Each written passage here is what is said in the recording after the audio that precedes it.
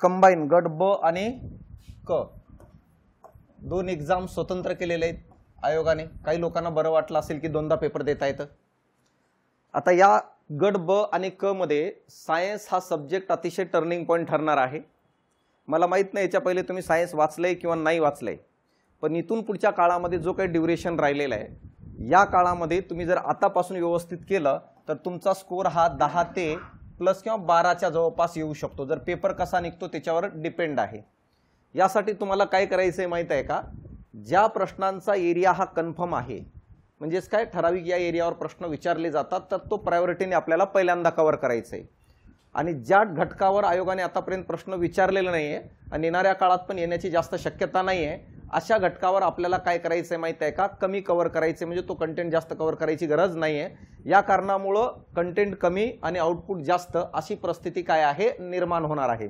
आता सायन्स मध्ये जर बघितलं तुम्ही की नेमकं सायन्स मध्ये 3 सब्जेक्टला आपण कन्सिडर करत असतो। एक बायोलॉजीचा पार्ट आहे, यानंतर जर बघितलं फिजिक्सचा पार्ट आहे आणि शेवटचं काय असणार आहे केमिस्ट्रीचा पार्ट आहे। 3 भागामध्ये बायो मध्ये आणखी एका घटकाला आपण म्हणत असतो तो म्हणजे काय हायजीनचा पार्ट, म्हणजे आरोग्याच्या रिलेटेड मानवी रोगाच्या रिलेटेड हा सेक्शन मध्ये सेपरेट पॉइंट दिलेला आहे। यामध्ये पूर्व परीक्षेला कंबाईनला टोटल प्रश्नांची संख्या किती 15 आहेत।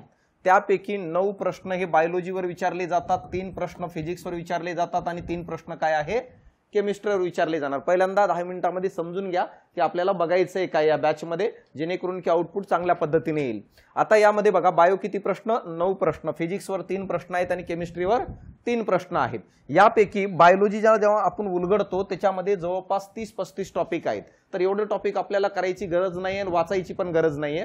बायो मध्ये सगळ्यात पहिलं टॉपिक जर बघितलं तर सजीवांचं वर्गीकरण आहे। वर्गीकरण यानी क्लासिफिकेशन ऑफ ऑर्गॅनिझम या टॉपिकवर आयोग 3 प्रश्न कन्फर्म विचारतो, म्हणजे विचारतो। 9 पैकी 3 प्रश्न या ठिकाणी आलेले आहेत। यानंतर सेकंड पॉइंट जर बघितलं मानवी रोग या टॉपिकवर 1 प्रश्न आयोग कन्फर्म विचारतो, म्हणजे विचारतो अलीकडच्या काळामध्ये। यानंतर तिसरं पॉइंट आहे पोषण नावाच्या टॉपिकवर किंवा डीएनए आणि आरएनए या दोन्ही पैकी एका टॉपिकवर 1 प्रश्न या ठिकाणी येताना आपल्याला दिसतं। म्हणजे या ठिकाणी किती झाले एकूण 5 प्रश्न झाले। या व्यतिरिक्त चौथा आहे वनस्पती रोग नावाचा टॉपिक आहे। या वनस्पती रोग नावाच्या टॉपिकवर 1 प्रश्न कन्फर्म, म्हणजे कन्फर्म आहे 100%। तर अशा प्रकारे 3 आणि 1 4 आणि 2 किती झालेले आहेत 6। आणि या व्यतिरिक्त 5वां पॉइंट आहे मानवी शरीराचा जर भाग घेतलो आपण, या मानवी शरीराच्या भागावर 2 प्रश्न विचारले जातात। म्हणजे असे टोटल प्रश्नांची संख्या किती झालेली आहे या ठिकाणी जर बघितलं 4 आणि 2 6 आणि 2 किती 8। 1 प्रश्न जो आहे तो फॅक्च्युअल डेटा येऊ शकतं किंवा आउट ऑफ बॉक्स आपल्याला येण्याची शक्यता असते। तर हा फिक्स पॅटर्न आहे। तर एकूण आता बघा या ठिकाणी टॉपिक किती आहेत ते समजून घ्या। वर्गीकरण मोठा टॉपिक आहे कारण ते त्या ठिकाणी प्रश्नांची संख्या जास्त आहे। यानंतर बघा मानवी रोगावर 1 प्रश्न विचारलं जातं। मानवी रोगावर प्रश्न विचारत असताना डिटेल विचारलं जात नाही। डिटेल विचारलं गेलं तर त्या रोगावर प्रश्न विचारलं जातं ज्या रोगामुळे आज पण जगामध्ये लाखो लोकांचा जीव जातो। जे रोग ऑलरेडी बर्बाद झालेले आहेत, फॉर एक्झाम्पल प्लेग, ह्याच्याबद्दल डिटेल नाही विचारलं जाणार। सध्याच्या घडीला जर बघितलं पोलिओमुळे अनेक देशामध्ये मला सांगा अनेक लोकांना काय आहे अपंगत्व प्राप्त होतो, तर त्या पॉइंटवर प्रश्न विचारले जातात। भारतामध्ये जर बघितलं ट्युबरक्लोसिसवर प्रश्न विचारले जातात कारण तो आणखी प्रॉब्लेमॅटिक आहे भारतामध्ये। तर अशा प्रकारे असे रोग डिटेल करायचे की ज्या कारणामुळे आज पण जगामध्ये प्रॉब्लेम क्रिएट होत आहेत, तर तो पॉइंट आहे। आता बघा पोषण नावाचा टॉपिक आहे। पोषण नावाच्या टॉपिक मध्ये जर बघितलं तर आपल्याला प्रश्न विटामिन्सवर विचारले जातात। विटामिन्सवर विचारत असताना एक्सेप्शन पार्टवर विचारतात। सगळं पाठ करत बसायची गरज नाहीये। जर आपण विटामिनचं सोर्स बघितलं तर जवळपास प्रत्येक विटामिन्स मध्ये पालेभाज्या येणार आहेत, मग तो आपल्याला थोडी पाठ करायचंय। तर एक्सेप्शन काय पाठ करायचं, फॉर एक्झाम्पल आयोगाने विचारलं होतं की B12चा सोर्स काय आहे, तर B12 हे पालेभाज्यामध्ये आढळत नाही, एक्सेप्शन मध्ये गेला तो सेक्शन आणि या कारणामुळे तो आयोगाने प्रश्न विचारलं। 2023 ला विचारला अँटीऑक्सिडंट म्हणून कोणतं विटामिन्स काम करत असतो, कारण सगळे थोडी कार्य करतात, विटामिन सी कार्य करत असतो म्हणून ते एक्सेप्शन मध्ये गेलं, तो प्रश्न विचारला। जर हे पार्ट जर तुम्हाला समजलं वाचत असताना तर तुमची एनर्जी वेस्ट जाणारच नाही ना, पाठांतर करायची गरजच पडणार नाही जास्त। ॲज अ एज्युकेटर माझं तेच काम असणार आहे। काय काम असणार माझं की नेमकं एखादा टॉपिक शिकत असताना तुम्हाला कोणत्या घटकाकडे भर द्यायचं आणि कोणत्या घटकाकडे भर द्यायचं नाही। मग आता आपण कसं बघणार आहे बायोलॉजी मध्ये बघा, सगळ्यात पहिलं टॉपिक चालू करणार आहे आपण सजीवांचं वर्गीकरण। 3 प्रश्न कन्फर्म, म्हणजे यानं म्हणजे येणं आहे। आणि जर आपण शिकवलंय आणि बोर्डवरून तुम्हाला समजलंय आणि तेच प्रश्न जर आले असतील तर आपले येणं गरजेचं आहे. नाहीतर काय माहित आहे का, शिकवलेलं आहे, इथं झालेलं पण आहे, पेपरमध्ये आलंय पण आहे ना, आपलं चुकतंय, याचा अर्थ रिव्हिजनचा अभाव या ठिकाणी जाणवतो आपल्याला. यानंतर आपल्याला काय बघायचंय, वर्गीकरण झाल्यानंतर आपण बघूया मानवी रोगाचा एक टॉपिक. यानंतर आपल्याला बघायचं वनस्पती पोषण, वनस्पती आणि मित्रांनो माहिती आहे का सेल नावाचा टॉपिक, आणि शेवटी वनस्पती रोग, आणि शेवटी आपण बघणार आहे कोणतं मानवी शरीराचा भाग बायोलॉजीमध्ये. तर एवढं सेक्शन आपल्याला करायचंय. बायोटेक्नॉलॉजी, मायक्रो ऑर्गॅनिझम असे टॉपिक तुम्हाला वाचायची गरज पडणार नाही. तुम्ही जर PYQ काढून बघितलं तर या पॅटर्नमध्ये आपल्याला अनालिसिस झालेला दिसतो. आता यानंतर बघा, जर तुम्ही फिजिक्सचा जर विचार करत असाल, फिजिक्समध्ये आतापर्यंत 3 टॉपिकवरच 99 प्रश्न आहेत. एक म्हणजे काय आहे, लाईट नावाचा टॉपिक आहे, याच्यावर प्रश्न विचारले जातात. यानंतर सेकंड आहे ध्वनी आणि साऊंड नावाचा टॉपिक आहे, यावर पण प्रश्न आलेला दिसतोय. आणि तिसरं करंट यानी काय आहे, विद्युत धारा, याला आपण काय म्हणत असतो करंट, यावर प्रश्न आलेला आपल्याला दिसतात. एखादं क्वेश्चन एक्सेप्शन मध्ये गेलं तर गेलं, पण आत्ताच्या घडीला आपण जर पाठीमागचे PYQ जर काढलो तर जवळपास 95% प्रश्न भौतिकशास्त्राचे, फिजिक्सचे या 3च टॉपिकवर विचारण्यात आलेले आहे. मग आता तुम्हाला जो पुस्तक देणार आहे त्या पुस्तकामध्ये प्रत्येक सेक्शनच्या अगोदर मी टॉपिकचे नावं आणि कोणत्या वर्षी कोणत्या टॉपिकवर प्रश्न आलेले आहेत त्याचं विश्लेषण पण आहे.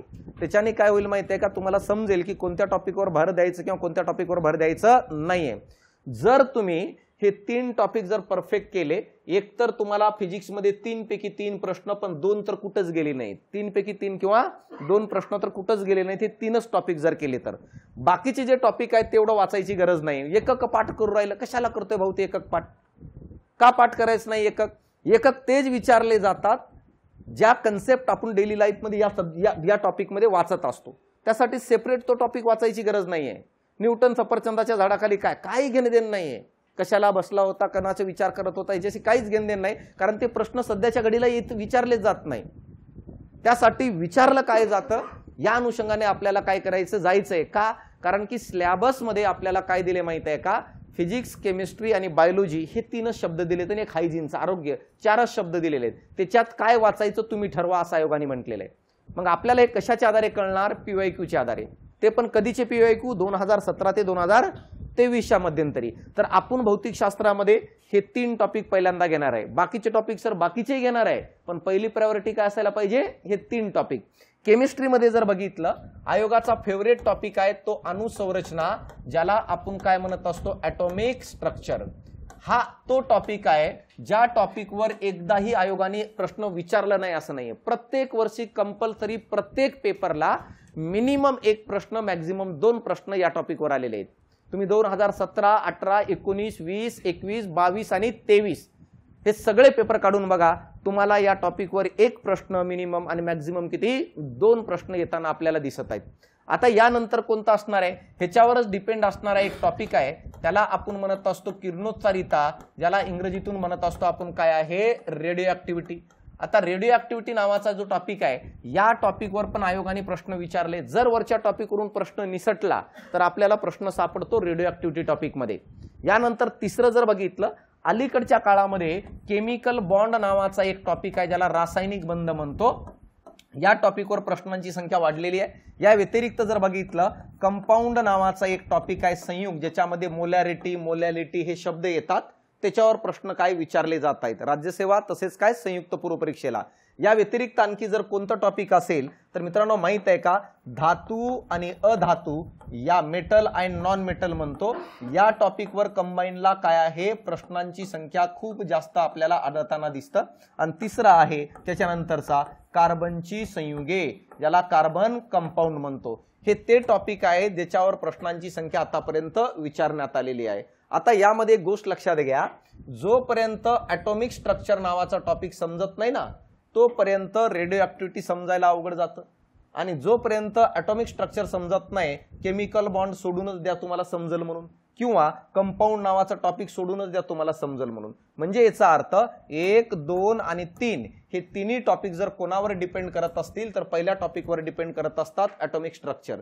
कारण त्याच्यामध्ये वापरण्यात येणाऱ्या संकल्पना, त्याच्यामध्ये अभ्यासल्या जाणाऱ्या संकल्पना या सगळ्या कुठं वापरल्या जाणार आहेत? रेडिओ ऍक्टिव्हिटीमध्ये, केमिकल बॉन्डमध्ये आणि कंपाऊंड नावाच्या टॉपिकमध्ये. जोपर्यंत त्या सगळ्या गोष्टी पॉसिबल नाहीये तोपर्यंत हे टॉपिक समजणं अवघड आहे. तर अशा प्रकारे ओरली सिलेबसचं काय विश्लेषण आहे आणि एवढे टॉपिक तुम्हाला पहिल्या प्रायोरिटीनुसार करायचंय. येणाऱ्या काळात जर तुम्हाला एवढे टॉपिक जर परफेक्ट झाले तरी मी तुम्हाला गॅरंटी देऊन सांगतो 10+ स्कोर कुठेही गेलं नाही, आरामशीर येऊन जातं.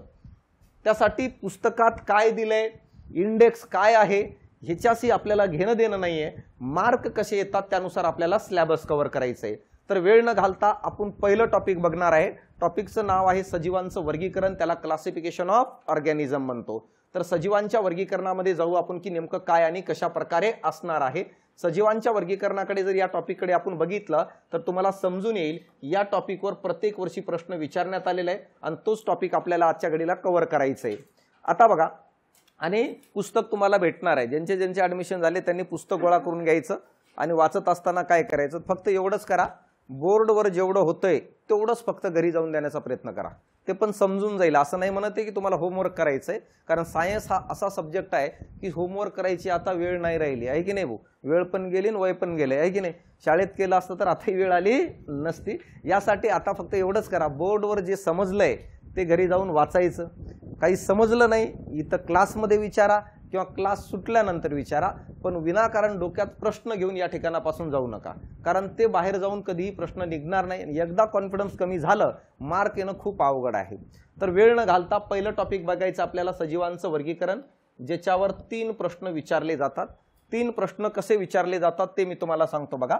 एक प्रश्न वनस्पती वर्गीकरणावर असतो, एक प्रश्न प्राणी वर्गीकरणावर असतो आणि एक प्रश्न मला सांगा वर्गीकरणाच्या बॅकग्राऊंडवर असतो. तर आपण पहिल्यांदा बॅकग्राऊंड बघून घेऊया की नेमकं काय आहे. आता वर्गीकरण का कळायचं असतं माहिती आहे का? एखाद्या सजीवाची जर ओळख निर्माण करायची असेल तर त्याचं वर्गीकरण करणं गरजेचं आहे. फॉर एक्झाम्पल मला सांगा तुमचं आधार कार्ड आहे, तर आधार कार्ड हे कशाच्या आधारे बनलेलं आहे? वर्गीकरणाच्या आधारे बनलेलं आहे. तुमचं नाव आहे, कळू राहिलं का, वडिलांचं नाव आहे, सरनेम आहे, गावाचं नाव आहे, तालुक्याचं नाव आहे, जिल्ह्याचं नाव आहे. तर एक प्रकारचं काय करण्यात आलेलं आहे? क्लासिफिकेशन. यामुळं काय होतं, प्रत्येकाला आयडेंटिफाय करणं सोपं जातं. एखाद्याचा अभ्यास करायचा असेल तर मला सांगा त्याचा अभ्यास करणं काय सोपं जायचं आहे की नाही. ज्ञान एखाद्याला जर पत्ता शोधून काढायचा असेल तर ते पण शोधणं काय आहे सोपं जातं. याच अनुषंगाने बघा वर्गीकरणामध्ये पहिला शब्द येतं तो म्हणजे काय मित्रांनो माहित आहे का? टॉक्झॉनॉमी. काय असतं टॉक्झॉनॉमी? टॉक्झॉनॉमीचा अर्थ काय माहित आहे का? जेव्हा सजीवांचं वर्गीकरण किंवा सजीवांची ओळख जर आपण देत असेल आणि तो जर नियमानुसार देत असेल, नियमानुसार दिल्यानंतर मला सांगा त्या सजीवांची एक ओळख निर्माण होते, एक संरचना तयार होते, त्याला आपण टॉक्झॉनॉमी म्हणतो. जसं उदाहरणामध्ये मी जर तुम्हाला तुमचा ॲड्रेस विचारलो एखाद्याला तर तो सगळं डिटेल सांगतं, किंवा मी म्हणलो की तुझं बायो सांग तर तो काय म्हणेल? स्वतःचं नाव, आडनाव, गावाचं नाव, तालुका आणि जिल्हा. हे जे काही त्यांनी सांगितलं मला सांगा ते रॅन्डमली थोडी सांगितलं. आठवले कोल्हापूर म्हणून कोल्हापूर सांगितलं ना, आहे साताऱ्याचं, असं नाही ना. तर ते नियमानुसार तयार झालेलं आहे, नियमानुसार तयार झालेलं आहे. तर सेम तशाच प्रकारे प्रत्येक सजीवाचं नाव असेल, प्रत्येक सजीवांचं वर्गीकरण असेल, हे नियमानुसार तयार झालेलं आहे. आणि नियमानुसार तयार होऊन जर जी संरचना तयार होते त्या संरचनेला आपण काय म्हणत असतो माहित आहे का? टॉक्झॉनॉमी. जसं उदाहरणामध्ये एखाद्या व्यक्तीचं नाव, त्याचं गाव, त्यानंतर त्याचं तालुका, अशा प्रकारची एक स्ट्रक्चर तयार होऊन जातो बघा.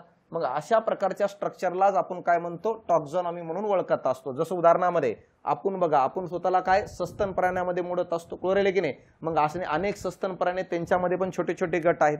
तर अशा प्रकारे जेव्हा सजीवांचं एखादं गट बनवलं जातं किंवा त्याची ओळख निर्माण केली जाते आणि हे जर नियमानुसार केलं जात असेल तर त्या संरचनेला आपण म्हणत असतो टॉक्झॉनॉमी.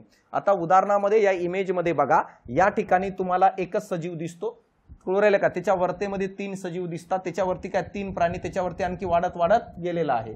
तर हे प्रत्येक जो गट तयार झाला ना, हे नियमानुसार तयार झालेलं आहे, रॅन्डम नुसार तयार झालेलं नाहीये.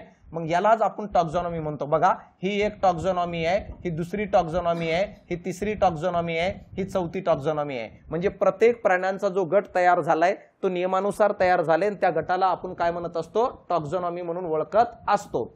या टॉक्झॉनॉमीचं जर हिस्टोरिकल बॅकग्राऊंड बघितलं तर सगळ्यात पहिल्यांदा बघा, आता या ठिकाणी बघा species, genus, family, order, class, phylum, kingdom आणि डोमेन, अशा प्रकारे मला सांगा हे गट तयार झालेले आहेत. मराठीतून जर बघितलं तर याला काय काय म्हणतात ते समजून घ्या. स्पेसीजला आपण जाती या नावाने ओळखत असतो. यानंतर जीनसला आपण काय म्हणतो, प्रजाती म्हणत असतो. फॅमिलीला एक शब्द वापरतो कुळ. ऑर्डरला काय वापरतो आपण, गण. वर्ग क्लासला काय रे, वर्ग.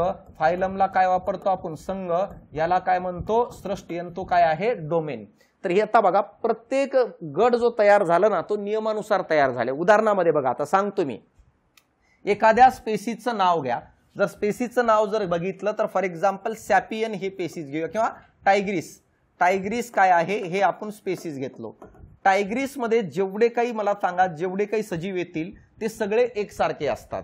हा नियमानुसार तयार झाला. आता बघा, मी तुम्हाला म्हणतो टायग्रीस ही एक स्पेसीज आहे आणि त्याच्यामधील असणारे सजीव त्या त्या गटामध्ये येत असतात. डेफिनेशन काय बघा, स्पेसीज म्हणजे सजीवांचा किंवा प्राण्यांचा असा गट ज्या गटातील प्राणी परस्पर प्रजनन करून नवीन सजीवाची निर्मिती करू शकतात. त्या गटाला आपण काय म्हणत असतो, एक स्पेसीज म्हणून ओळखत असतो.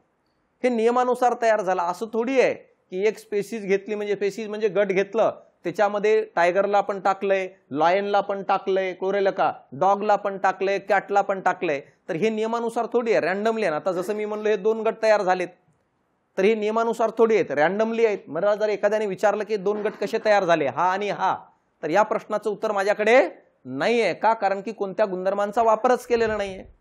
तर या ठिकाणी हे जे प्रत्येक गट तयार झालेले आहेत ते गुणधर्मांच्या आधारे तयार झालेले आहेत, हे नियमानुसार तयार झालेले आहेत. मग नियमानुसार हे जो गट तयार झालाय यालाच आपण जर काय म्हणत असेल तर या संरचनेला आपण टॉक्झॉनॉमी संरचना म्हणतो. जसं स्पेसीजच्या एकत्रीकरणातून जीनस तयार झालं, जीनसच्या एकत्रीकरणातून फॅमिली, फॅमिलीच्या एकत्रीकरणातून ऑर्डर, ऑर्डरच्या एकत्रीकरणातून काय, क्लास. आयोगाने याच्या पहिले प्रश्न विचारलं होतं की क्रम सांगा म्हणून. तर क्रम देत असताना आयोगाने काही शब्द मराठीचे वापरले आणि काही शब्द मध्यंतरी इंग्रजीचे वापरले. तर हा प्रश्न 2021 ला विचारले कशावर, या क्रमावर की सिक्वेन्स सांगा म्हणून. आता बघा, हे जो सिक्वेन्स आहे हा सिक्वेन्स कशाचा आहे, तर या प्रश्नाचं उत्तर आहे ही टॉक्झॉनॉमी जी आहे ॲनिमल टॉक्झॉनॉमी म्हणून ओळखली जाते. प्राण्यांची ही टॉक्झॉनॉमी आहे. आणि जर तुम्हाला विचारलं की प्लॅन्ट टॉक्झॉनॉमीचा सिक्वेन्स सांगा, तर तुम्हाला प्लॅन्ट टॉक्झॉनॉमी मध्ये थोडं बदल आढळताना दिसतो. कसं बदल आढळताना दिसतो प्लॅन्ट टॉक्झॉनॉमी मध्ये, तर प्लॅन्ट टॉक्झॉनॉमी मध्ये बदल काय आढळतो बघा. सगळ्यात लहान गट प्लॅन्ट टॉक्झॉनॉमी मध्ये कोणता असणार आहे, तर स्पेसीज असणार आहे. स्पेसीजच्या एकत्रीकरणातून जो गट तयार होतो त्याला काय म्हणतो, जीनस. जीनसच्या एकत्रीकरणातून जो तयार होतो त्याला काय म्हणतो आपण रे, फॅमिली म्हणून ओळखलं जातं. फॅमिलीच्या एकत्रीकरणातून तयार होतो त्याला ऑर्डर म्हणतात. ऑर्डरच्या एकत्रीकरणातून काय तयार होतो, क्लास. आणि क्लासच्या एकत्रीकरणातून इथं काय तयार होतं, तर काय तयार होतं, तर फायलम. या ठिकाणी फायलम न तयार होता काय तयार होतं माहित आहे का, डिव्हिजन तयार होतं. आणि डिव्हिजनच्या एकत्रीकरणातून काय तयार होतो, किंगडम. तर इथं फरक काय बघा, प्लॅन्ट आणि ॲनिमल मध्ये फरक एवढा आहे. ॲनिमल मध्ये आलं तर फायलम हा शब्द येतो आणि जर प्लॅन्ट विचारलं तर काय येणार आहे, डिव्हिजन हा शब्द येणार आहे. आयोग जाणून बुजून विचारतं की वनस्पतीच्या टॉक्झॉनॉमीचं योग्य सिक्वेन्स कोणता आहे आणि पहिलं ऑप्शन काय दिलेलं असतं, हे. तर अशा प्रकारे तुम्ही हे वाचता तर तुम्हाला खरंच वाटतं की हे बरोबर आहे. हे बरोबर आहे, पण कोणाला समोर ठेवून बरोबर आहे, ॲनिमलला. पण विचारत असताना काय विचारलंय आपल्याला, त्याला अपेक्षित काय उत्तर आहे हे कळणं गरजेचं आहे. तर अशा प्रकारे फरक फक्त एवढंच आहे, इथं फायलम आहे आणि या ठिकाणी मला सांगा काय आहे, डिव्हिजन. आता बघा, या ठिकाणी उदाहरण सांगितलं होतं. या ठिकाणी टायग्रीस नावाची काय एक जात आहे, टायग्रीस नावाची एक स्पेसीज आहे, टायग्रीस. टायग्रीस मध्ये कोण येणार आहे रे, सगळे कोण येणार आहेत, टायगर येणार आहेत. यानंतर लिओ नावाची एक स्पेसीज आहे, ह्याच्यामध्ये कोण येणार आहेत रे, सगळे सिंह येणार आहेत. ह्याच्यामध्ये कोण येणार आहेत, वाघ. तर वाघाची सेपरेट एक स्पेसीज आहे, सिंहाची एक सेपरेट एक स्पेसीज आहे. मग आता बघा, ज्या स्पेसीज मध्ये गुणधर्म मिळतं जुळतं आहे त्यांना एकत्रित करून एक गट बनवलं त्यालाच आपण काय म्हणत असतो, जीनस. फॉर एक्झाम्पल पॅन्थेरा ही जीनस आहे. पॅन्थेरा या जीनस मध्ये त्या स्पेसीज येतात ज्यांच्यामध्ये कॉमन गुणधर्म थोडं जास्त आहे. उदाहरणामध्ये टायगर आणि लायन ह्यांच्यामध्ये साम्य आढळतो आपल्याला. या सोबतच बिबट्यामध्ये पण साम्य आढळतो. मग टायगर, लायन आणि बिबट्या या तिघांचं मिळून एक जो गट बनलाय तो म्हणजे कोण असणार आहे, पॅन्थेरा नावाची काय जीनस. मग आणखी बघा, वाघासारखे दिसणारा आणखी कोणते सजीव आहेत, फॉर एक्झाम्पल कॅट आहे, कोरेलेगेने. त्याच्यानंतर जर बघितलं त्यांच्या एकत्रीकरणातून फॅमिली तयार होईल. नंतर असे कॉमन दिसणाऱ्यांपासून असे गट तयार होत जातात. मग मला सांगा, खालून वरती जेव्हा जातो आपण कोणाकडून कोणाकडे, स्पेसीज कडून ते कोणाकडे, किंगडम कडे, तर मला सांगा या सर्व ह्याच्यामध्ये म्हणजे टॉक्झॉनॉमी मध्ये सगळ्यात जास्त सारखेपणा जर कोणत्या टॉक्झॉनॉमी मध्ये आढळत असेल तर कोणती टॉक्झॉनॉमी असेल, स्पेसीज असणार आहे. कळलं का? सर्वात जास्त सारखेपणा कुठे आढळणार आहे, स्पेसीज मध्ये. मग आता बघा, स्पेसीज पासून किंगडम कडे जात असताना मला सांगा सजीवातील सारखेपणा वाढत जाणार आहे की कमी होत जाणार आहे? कमी होत जाणार आहे. आणि जर तुम्हाला प्रश्न विचारलं किंगडम पासून स्पेसीज कडे येत असताना मला सांगा त्या सजीवांमध्ये सारखेपणा काय वाढत जातं आणि खालून वरती जाताना काय होणार आहे, कमी होत जाणार आहे. हे झालं काय माहित आहे का टॉक्झॉनॉमीच्या बाबतीत. तर आता आपण पुढे जाऊया की टॉक्झॉनॉमीच्या संबंधित शास्त्रज्ञ कोणकोणते आहेत.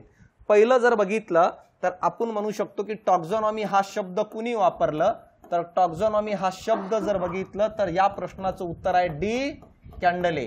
डी कॅन्डले तो व्यक्ती आहे ज्यांनी टॉक्झॉनॉमी हे शब्द वापरलं. म्हणतो टॉक्झॉनॉमीचा जनक नाहीये. जर तुम्हाला टॉक्झॉनॉमीचा जनक विचारलं तर तो आहे कॅरोलस लिनियस. टॉक्झॉनॉमीचा जनक कोण, तर या प्रश्नाचं उत्तर आहे कॅरोलस लिनियस. कॅरोलस लिनियस तो शास्त्रज्ञ आहे ज्यांनी अशी संरचना सायंटिफिक पद्धतीने करून दाखवली. समजलं? कॅरोलस लिनियस तो व्यक्ती आहे ज्यांनी सायंटिफिक पद्धतीने अशी संरचना करून दाखवली. रॅन्डमली नाही गट तयार झाले. जसं आता मी या ठिकाणी 2 गट म्हटलोय तर याला टॉक्झॉनॉमी म्हणता येईल का? नाही. पण तुम्ही शाळेमध्ये जा, पहिलीचा वर्ग, दुसरीचा वर्ग, तिसरीचा वर्ग, चौथीचा वर्ग जे तयार झालेले आहेत ते नियमानुसार तयार झालेत ना. असं थोडी आहे जो पहिल्यांदा शाळेत आला म्हणजे पहिलं आलं त्याला पहिलीत टाकलं, थोडं लेट आलं त्याला दुसरीमध्ये बसवलं, असं होईल का? नाही. तर सेम मला सांगा कॅरोलस लिनियस नावाच्या कार्यकर्त्यांनी पहिल्यांदा अशी संरचना तयार करून दाखवली, सिद्ध करून दाखवली. या कारणामुळे त्याला म्हणत असतो आपण टॉक्झॉनॉमीचा जनक. आयोगाने 2022-23 ला याच्यावर प्रश्न विचारला होता. कोणावर टॉक्झॉनॉमी हे शब्द कुणी वापरलेलं आहे या घटकावर मला सांगा ह्याच्या पहिले काय आहे प्रश्न विचारलेला आहे. आता बघा यानंतर तुम्हाला असंही विचारू शकतात की प्लॅन्ट टॉक्झॉनॉमीचा जनक कोण, तर प्लॅन्ट टॉक्झॉनॉमीचा जनक म्हणून पण कोणाला ओळखलं जात असेल तर तो पण कोण आहे, कॅरोलस लिनियस. खतरनाक कार्यकर्ता होता बघा प्रत्येक ठिकाणी ह्याचं नाव आहे की नाही रे. कोणतेही पुस्तक उलगडून बघा तुम्ही, 5वीच्या पुस्तकापासून ते PhD पर्यंत, भारत सोडा जगातील कोणत्याही देशामध्ये सायन्स जर शिकवलं जात असेल आणि बायोलॉजीचा विषय चालू असेल तर या भाऊचं नाव येतो. ह्याच्यासोबत एक दुसरं एक येतं, कोण, R.H. विटाकर. मोजून 2-4 शास्त्रज्ञ पाठ असतील ना तुम्हाला शाळेत असतानापासून आतापर्यंत. एक हे दोघं, दुसरं कोण, ओहमचा नियम, हो, आणखी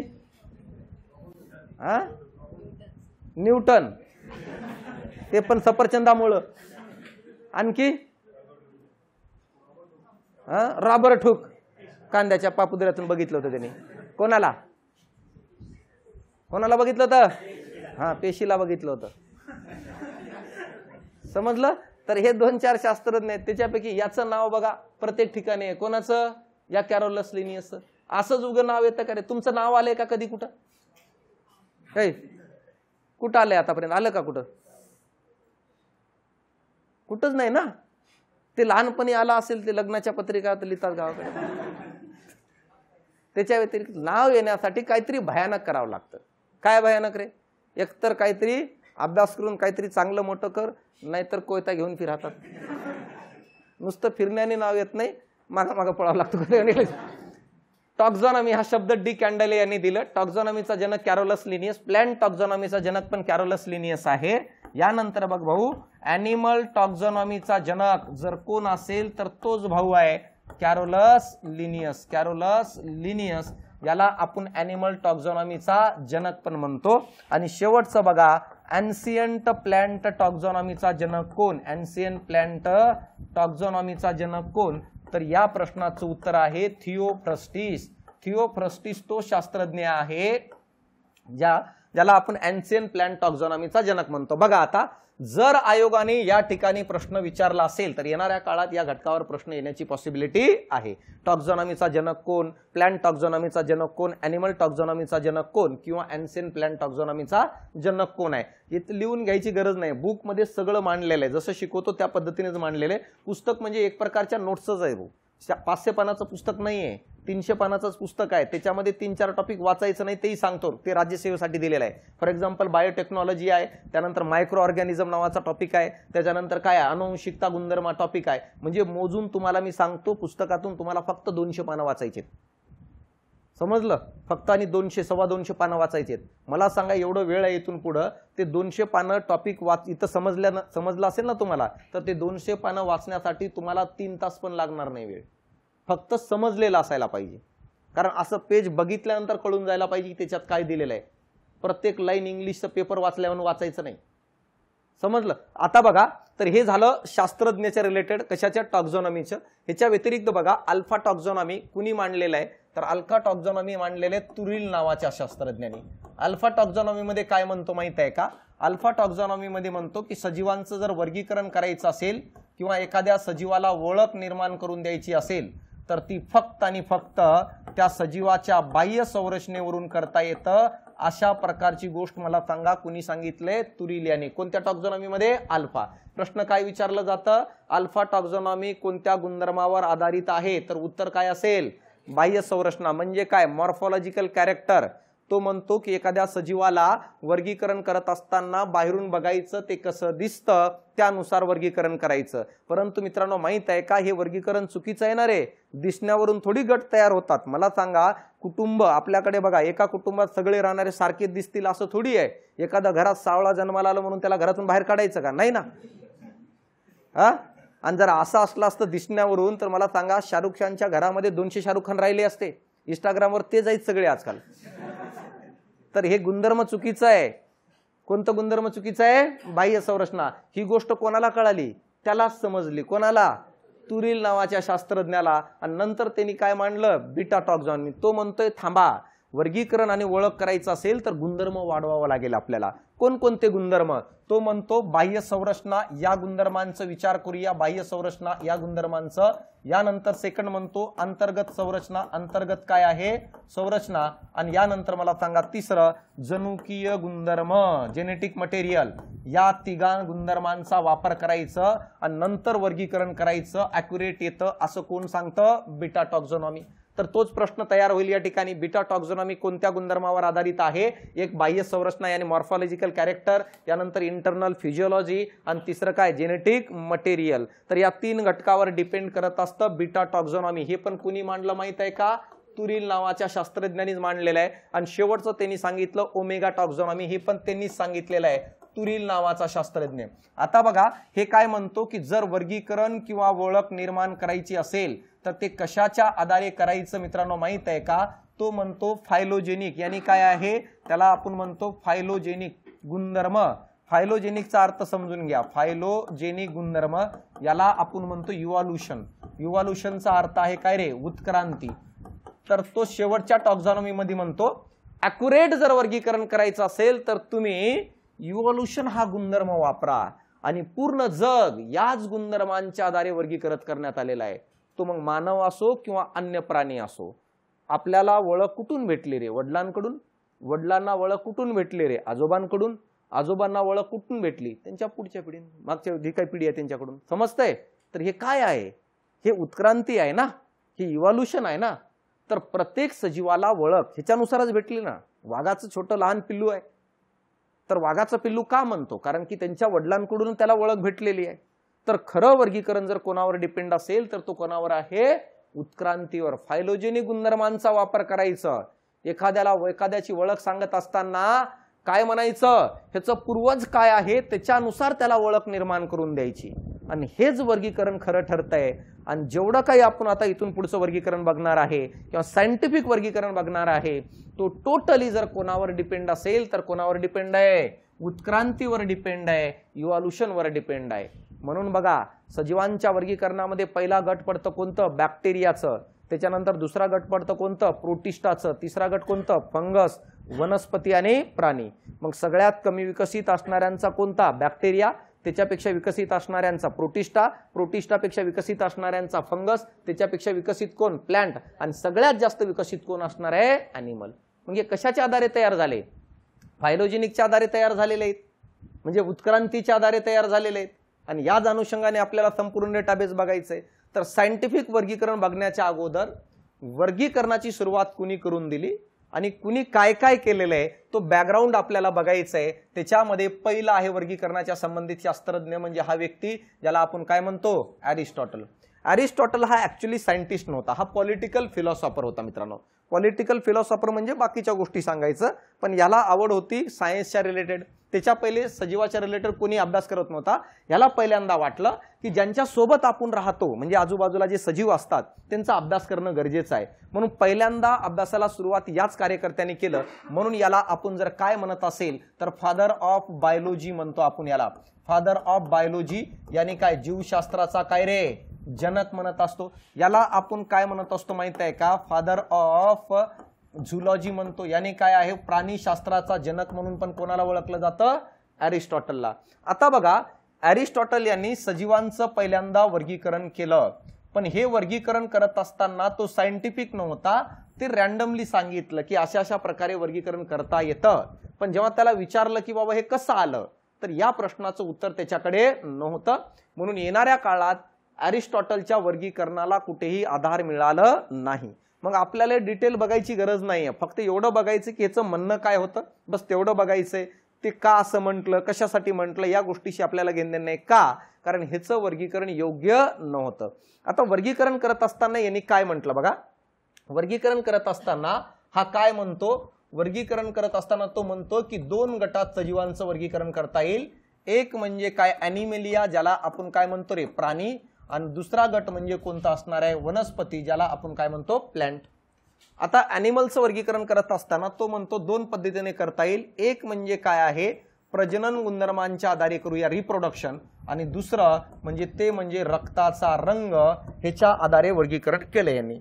आता बघा प्रजनन गुणधर्मांच्या आधारे जर बघितलं तो सगळ्यात पहिल्यांदा म्हणतो की पिल्लांना जन्म देणारे, पिल्लांना काय आहे जन्म देणारे आणि सेकंड गट तयार केलं त्यांनी अंडी घालणारे। अशा प्रकारे दोन गटामध्ये त्यांनी सजीवांचं वर्गीकरण केलं।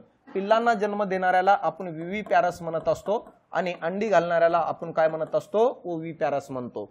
तर अशा प्रकारे दोन गट, पण हे दोन गट कसे आले, काय कारण होतं, कशासाठी तयार केले या प्रश्नाचं उत्तर त्याला देता आलं नाही। यानंतर रक्ताच्या रंगावरून तो काय म्हणतो बघा, लाल रक्त नसणारे म्हणजे लाल रक्त नसणारे आणि लाल रक्त असणारे असे दोन गट तयार केले, रेड ब्लड आणि काय विदाउट रेड ब्लड आणि विथ रेड ब्लड। आता बघा हे तुम्ही एक बारकाईने जर ऑब्झर्वेशन केलं ना, आत्ताच्या घडीला जो वर्गीकरण करतो ना आपण, पाठीचा कणा असणारे, पाठीचा कणा नसणारे, व्हर्टिब्रेट्स अँड नॉन व्हर्टिब्रेट्स। जेवढे काही नॉन व्हर्टिब्रेट्स आहेत ना पाठीचा कणा नसणारे त्याच्यामध्ये लाल रक्त आढळत नाही, आणि जेवढे पाठीचा कणा असणारे त्यांच्यात लाल रक्त आढळतो। म्हणजे ऍक्च्युली हे जे दोन गट आता तयार झाले, ह्या दोन गटाची माहिती सगळ्यात पहिल्यांदा कोणी दिली, अरिस्टॉटलने, पण त्याला सांगता आलं नाही ना। समजते मी काय म्हणतो, त्याला काय म्हणतो सांगता आलं नाही की नेमकं हे काय आहे, पण तिने उल्लेख त्याच वेळेस करून गेलेलं होतं। तर अशा प्रकारे हे वर्गीकरण केलं। तुम्हाला काय विचारलं जाईल रे, तुम्हाला विचारलं जाईल की रक्ताच्या रंगावरून प्राण्यांचं वर्गीकरण करणारा शास्त्रज्ञ कोणता, तर या प्रश्नाचं उत्तर काय आहे, अरिस्टॉटल यायला पाहिजे। यानंतर वनस्पतींचे तीन गट तयार केले ते त्यांनी मित्रांनो माहित आहे का, एक म्हणजे काय आहे रोपटे, यानंतर काय रे झुडपे, आणि यानंतर तिसरं सगळ्यात मोठं काय वृक्ष। तर अशा प्रकारे तर हे तीन गट तयार केले, हे कशानुसार तयार केलेले आहे, हाईट नुसार। 1 ते 1.5 मीटर पर्यंत जे असतात रोपटे, 1.5 ते 3 मीटर पर्यंत काय असतात झुडपे, आणि 3 मीटर पेक्षा उंच असेल तर त्यांना काय म्हणतो आपण वृक्ष। परंतु या वर्गीकरणाला कुठेही मान्यता मिळालेली नाही आहे, म्हणून हे डिटेल करत बसायची गरज नाहीये। म्हणजे अरिस्टॉटल तो विद्यार्थी आहे क्लासमधला ज्यांनी सगळ्यात पहिल्यांदा हात वरती केलं की माझं गणित आलं, पण ऍक्च्युली मला सांगा त्याचं गणित काय चुकलं होतं। मग हे श्रेय देऊ आपण की सगळ्यात पहिल्यांदा त्यांनी प्रयत्न केलं, पण उत्तर त्याचं बरोबर आहे का, नाही। मग त्याचं उत्तरच चुकीचं असेल तर स्टेप बघायची गरज आहे का, नाही। तर आता बघा यानंतर पुढचं शास्त्रज्ञ तो थिओफ्रास्टस, हा अरिस्टॉटलचा विद्यार्थी होता, आणि याला पण वाटलं की नाही आता आपल्याला काय करायचंय, वर्गीकरणाच्या बाबतीत डेटाबेस बघायचंय। तर यांनी वनस्पतीच्या बाबतीत वर्गीकरण केलं आणि वनस्पतीच्या बाबतीत अभ्यास केलं। या कारणामुळे याला वनस्पती शास्त्राचा काय म्हणतो आपण जनक म्हणत असतो, म्हणजे फादर ऑफ काय आहे बॉटनी म्हणून जर कोणाला ओळखलं जात असेल तर कोण असणार आहे, थिओफ्रास्टस। या व्यतिरिक्त सेकंड जर बघितलं आपण ऑलरेडी मी सांगितलं पहिलं एन्शियंट प्लांट टॉक्झॉनॉमीचा काय जनक, प्लांट टॉक्झॉनॉमीचा जनक म्हणून जर कोणाला ओळखलं जात असेल तर कोण असणार आहे? थिओफ्रस्टिस असणार आहे. आणि तिसरं पॉइंट बघा, ह्यांनी वनस्पतींचे एकूण 4 गट तयार केलते. कोणकोणते माहित आहे का? एक होते सगळ्यात लहान रोपटे ज्याला हर्ब्स म्हणत असतो, दुसरे आहे झुडपे, झुडप्यांपेक्षा थोडं उंच असणाऱ्याला एक नाव दिलं, त्याला अंडरश्रब्स नाव दिलं, आणि शेवटी मला सांगा काय आहे? वृक्ष. परंतु याचं वर्गीकरण पण सायंटिफिक पद्धतीने नव्हतं, म्हणून याच्या वर्गीकरणालाही कुठं पुढे मान्यता मिळालेली नाहीये. मग याच्या बाबतीत दोनच शब्द लक्षात ठेवा, एक म्हणजे काय? फादर ऑफ बॉटनी, आणि दुसरं म्हणजे काय? Father of ancient plant taxonomy. बाकी वर्गीकरण काय केलं हे आपल्याला लक्षात ठेवायची गरज नाहीये.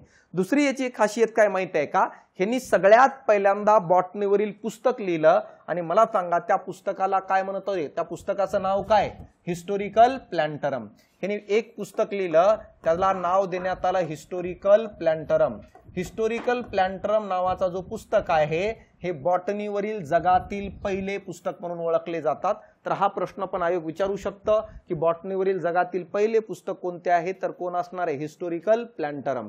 मित्रांनो, माहित आहे का, एनसीईआरटी सोडल्यानंतर तुम्हाला एक सिंगल लाईन पण बाहेरची वाचायची गरज नाहीये, 11वीची एनसीईआरटी. कारण त्याच्या बाहेर काय वाचणार? ज्या एनसीईआरटीच्या आधारे जगातील टॉप डॉक्टर घडतात त्याच्या व्यतिरिक्त दुसरं काय वाचणार आहे? आणि प्रत्येक वर्षी 2 किंवा 3 प्रश्न काय आउट ऑफ बॉक्स येणारच आहेत. मग त्या आउट ऑफ बॉक्स येणाऱ्या प्रश्नासाठी आपण जीके टाईप नेटवरून सर्च करत बसायची गरज नाहीये. हे सगळं जो संदर्भ आहे तो एनसीईआरटीला कन्सिडर करून आहे, बाकी अनवॉन्टेड काही नाहीये. तर आता बघा, हिस्टोरिकल प्लॅन्टरम नावाचा पुस्तक यांनी लिहिलं. यालाच आपण काय म्हणत असतो माहित आहे का? बॉटनीवरील जगातील पहिले पुस्तक म्हणून काय केलं जातं? ओळखलं जातं. तर अशा प्रकारे हे झाले शास्त्रज्ञ. यानंतर ऍक्च्युली आधुनिक कालखंडामध्ये ज्या शास्त्रज्ञाने वर्गीकरणाचा पाया घातला त्या शास्त्रज्ञाचं नाव आहे कॅरोलस लिनियस. बघा, बघूनच वाटते की नाही रे हुशार आहे म्हणून. हा, आपलं अर्ध आयुष्य तर असं केस बनवण्यामध्येच गेलं असतं. तर आता बघा, हा जो कार्यकर्ता आहे हे काय करायचं माहित आहे का? जगामध्ये वेगवेगळ्या भागात फिरायचं, आणि ज्या ज्या भागात फिरायचं तिथून तो सजीवांचं ऑब्झर्वेशन करायचं, आणि ती सगळी माहिती पुस्तकामध्ये लिहायचं तो, आणि पुस्तकात लिहून एक स्ट्रक्चर मध्ये मांडून नंतर लोकांना सांगायचं. त्याला माहित होतं की लोक असं ऐकणार नाही, म्हणून विथ प्रूफ या सगळ्या गोष्टी काय करत असायचं? तो करत बसायचं. हा तो व्यक्ती आहे ज्यांनी पहिल्यांदा गुणधर्मांचा वापर केला आणि लोकांना सांगितलं की वर्गीकरण ऍक्च्युअली सायंटिफिक पद्धतीने करता येतं. या कारणामुळं याला महान मानलं जातं. महान म्हणायचं कारण काय बघा, हे कशा कशाचा जन्मदाता आहे ते बघून घ्या. सगळ्यात पहिल्यांदा मला सांगा, टॉक्झॉनॉमीचा काय रे? जनक आहे. यानंतर सेकंड बघा, प्लांट टॉक्झॉनॉमीचा पण जनक म्हणून ओळखलं जातं. टॉक्झॉनॉमीचा काय आहे? जनक. तिसरं जर बघितलं, ॲनिमल टॉक्झॉनॉमीचा जनक म्हणतो आपण. ॲनिमल काय आहे? टॉक्झॉनॉमी. याचा पण आपण याला जनक म्हणून ओळखत असतो.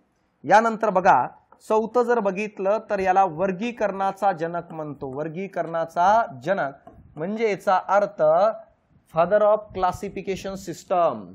सर, अरिस्टॉटलला का म्हणत नाही? कारण अरिस्टॉटलला वर्गीकरण सायंटिफिक पद्धतीने करता आलं नाही. सगळ्यात पहिल्यांदा क्लासमध्ये हात वरती करणारा कार्यकर्ता म्हणजे कोण? अरिस्टॉटल. पण सगळ्यात पहिल्यांदा बरोबर उत्तर सांगणारा म्हणजे कोण? कॅरोलस लिनियस. या कारणामुळे याला आपण फादर ऑफ क्लासिफिकेशन सिस्टम किंवा वर्गीकरणाचा काय? जन्मदाता म्हणतो. यानंतर जर बघितलं, 5वं पॉइंट जर बघितलं तर 2 सृष्टीचा 2 किंगडमचा जनक आहे. म्हणजे याचा अर्थ तर काय? सजीवांना 2 गटामध्ये वर्गीकरण करणारा कोण असणार आहे? कॅरोलस लिनियस.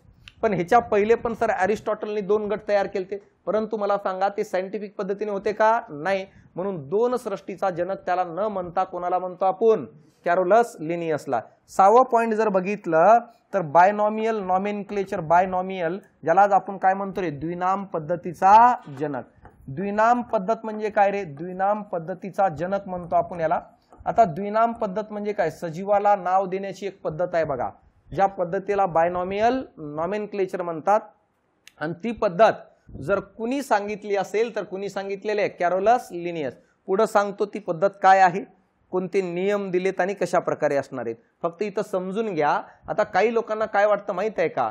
2 सृष्टी आणि द्विनाम बोथ आर सेम नाहीये.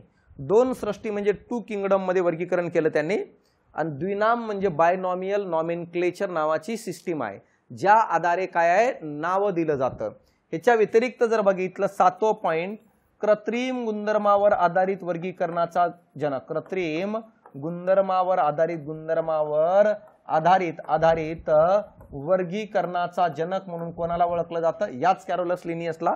आणि 8वं पॉइंट आहे, प्रजनन गुणधर्मावर आधारित वर्गीकरणाचा जनक म्हणून पण कोणाला ओळखलं जातं? कॅरोलस लिनियसला. एवढ्या सर्व गोष्टीचा जनक आहे भाऊ, म्हणून त्याचं नाव प्रत्येक पुस्तकावर आहे. आणि हे सगळ्या गोष्टी त्यांनी सायंटिफिकली सिद्ध करून दाखवलं की अशा अशा प्रकारच्या या सगळ्या गोष्टी असणार आहेत म्हणून. मग सगळ्यात पहिल्यांदा बघा काय म्हणतो रे कॅरोलस लिनियसला? टॉक्झॉनॉमीचा जनक म्हणत असतो. प्लांट टॉक्झॉनॉमीचा काय जनक असणार आहे? Father of plant taxonomy. Animal टॉक्झॉनॉमीचा जनक असणार आहे फादर ऑफ क्लासिफिकेशन सिस्टीम, म्हणजे काय? वर्गीकरणाचा जनक म्हणतात.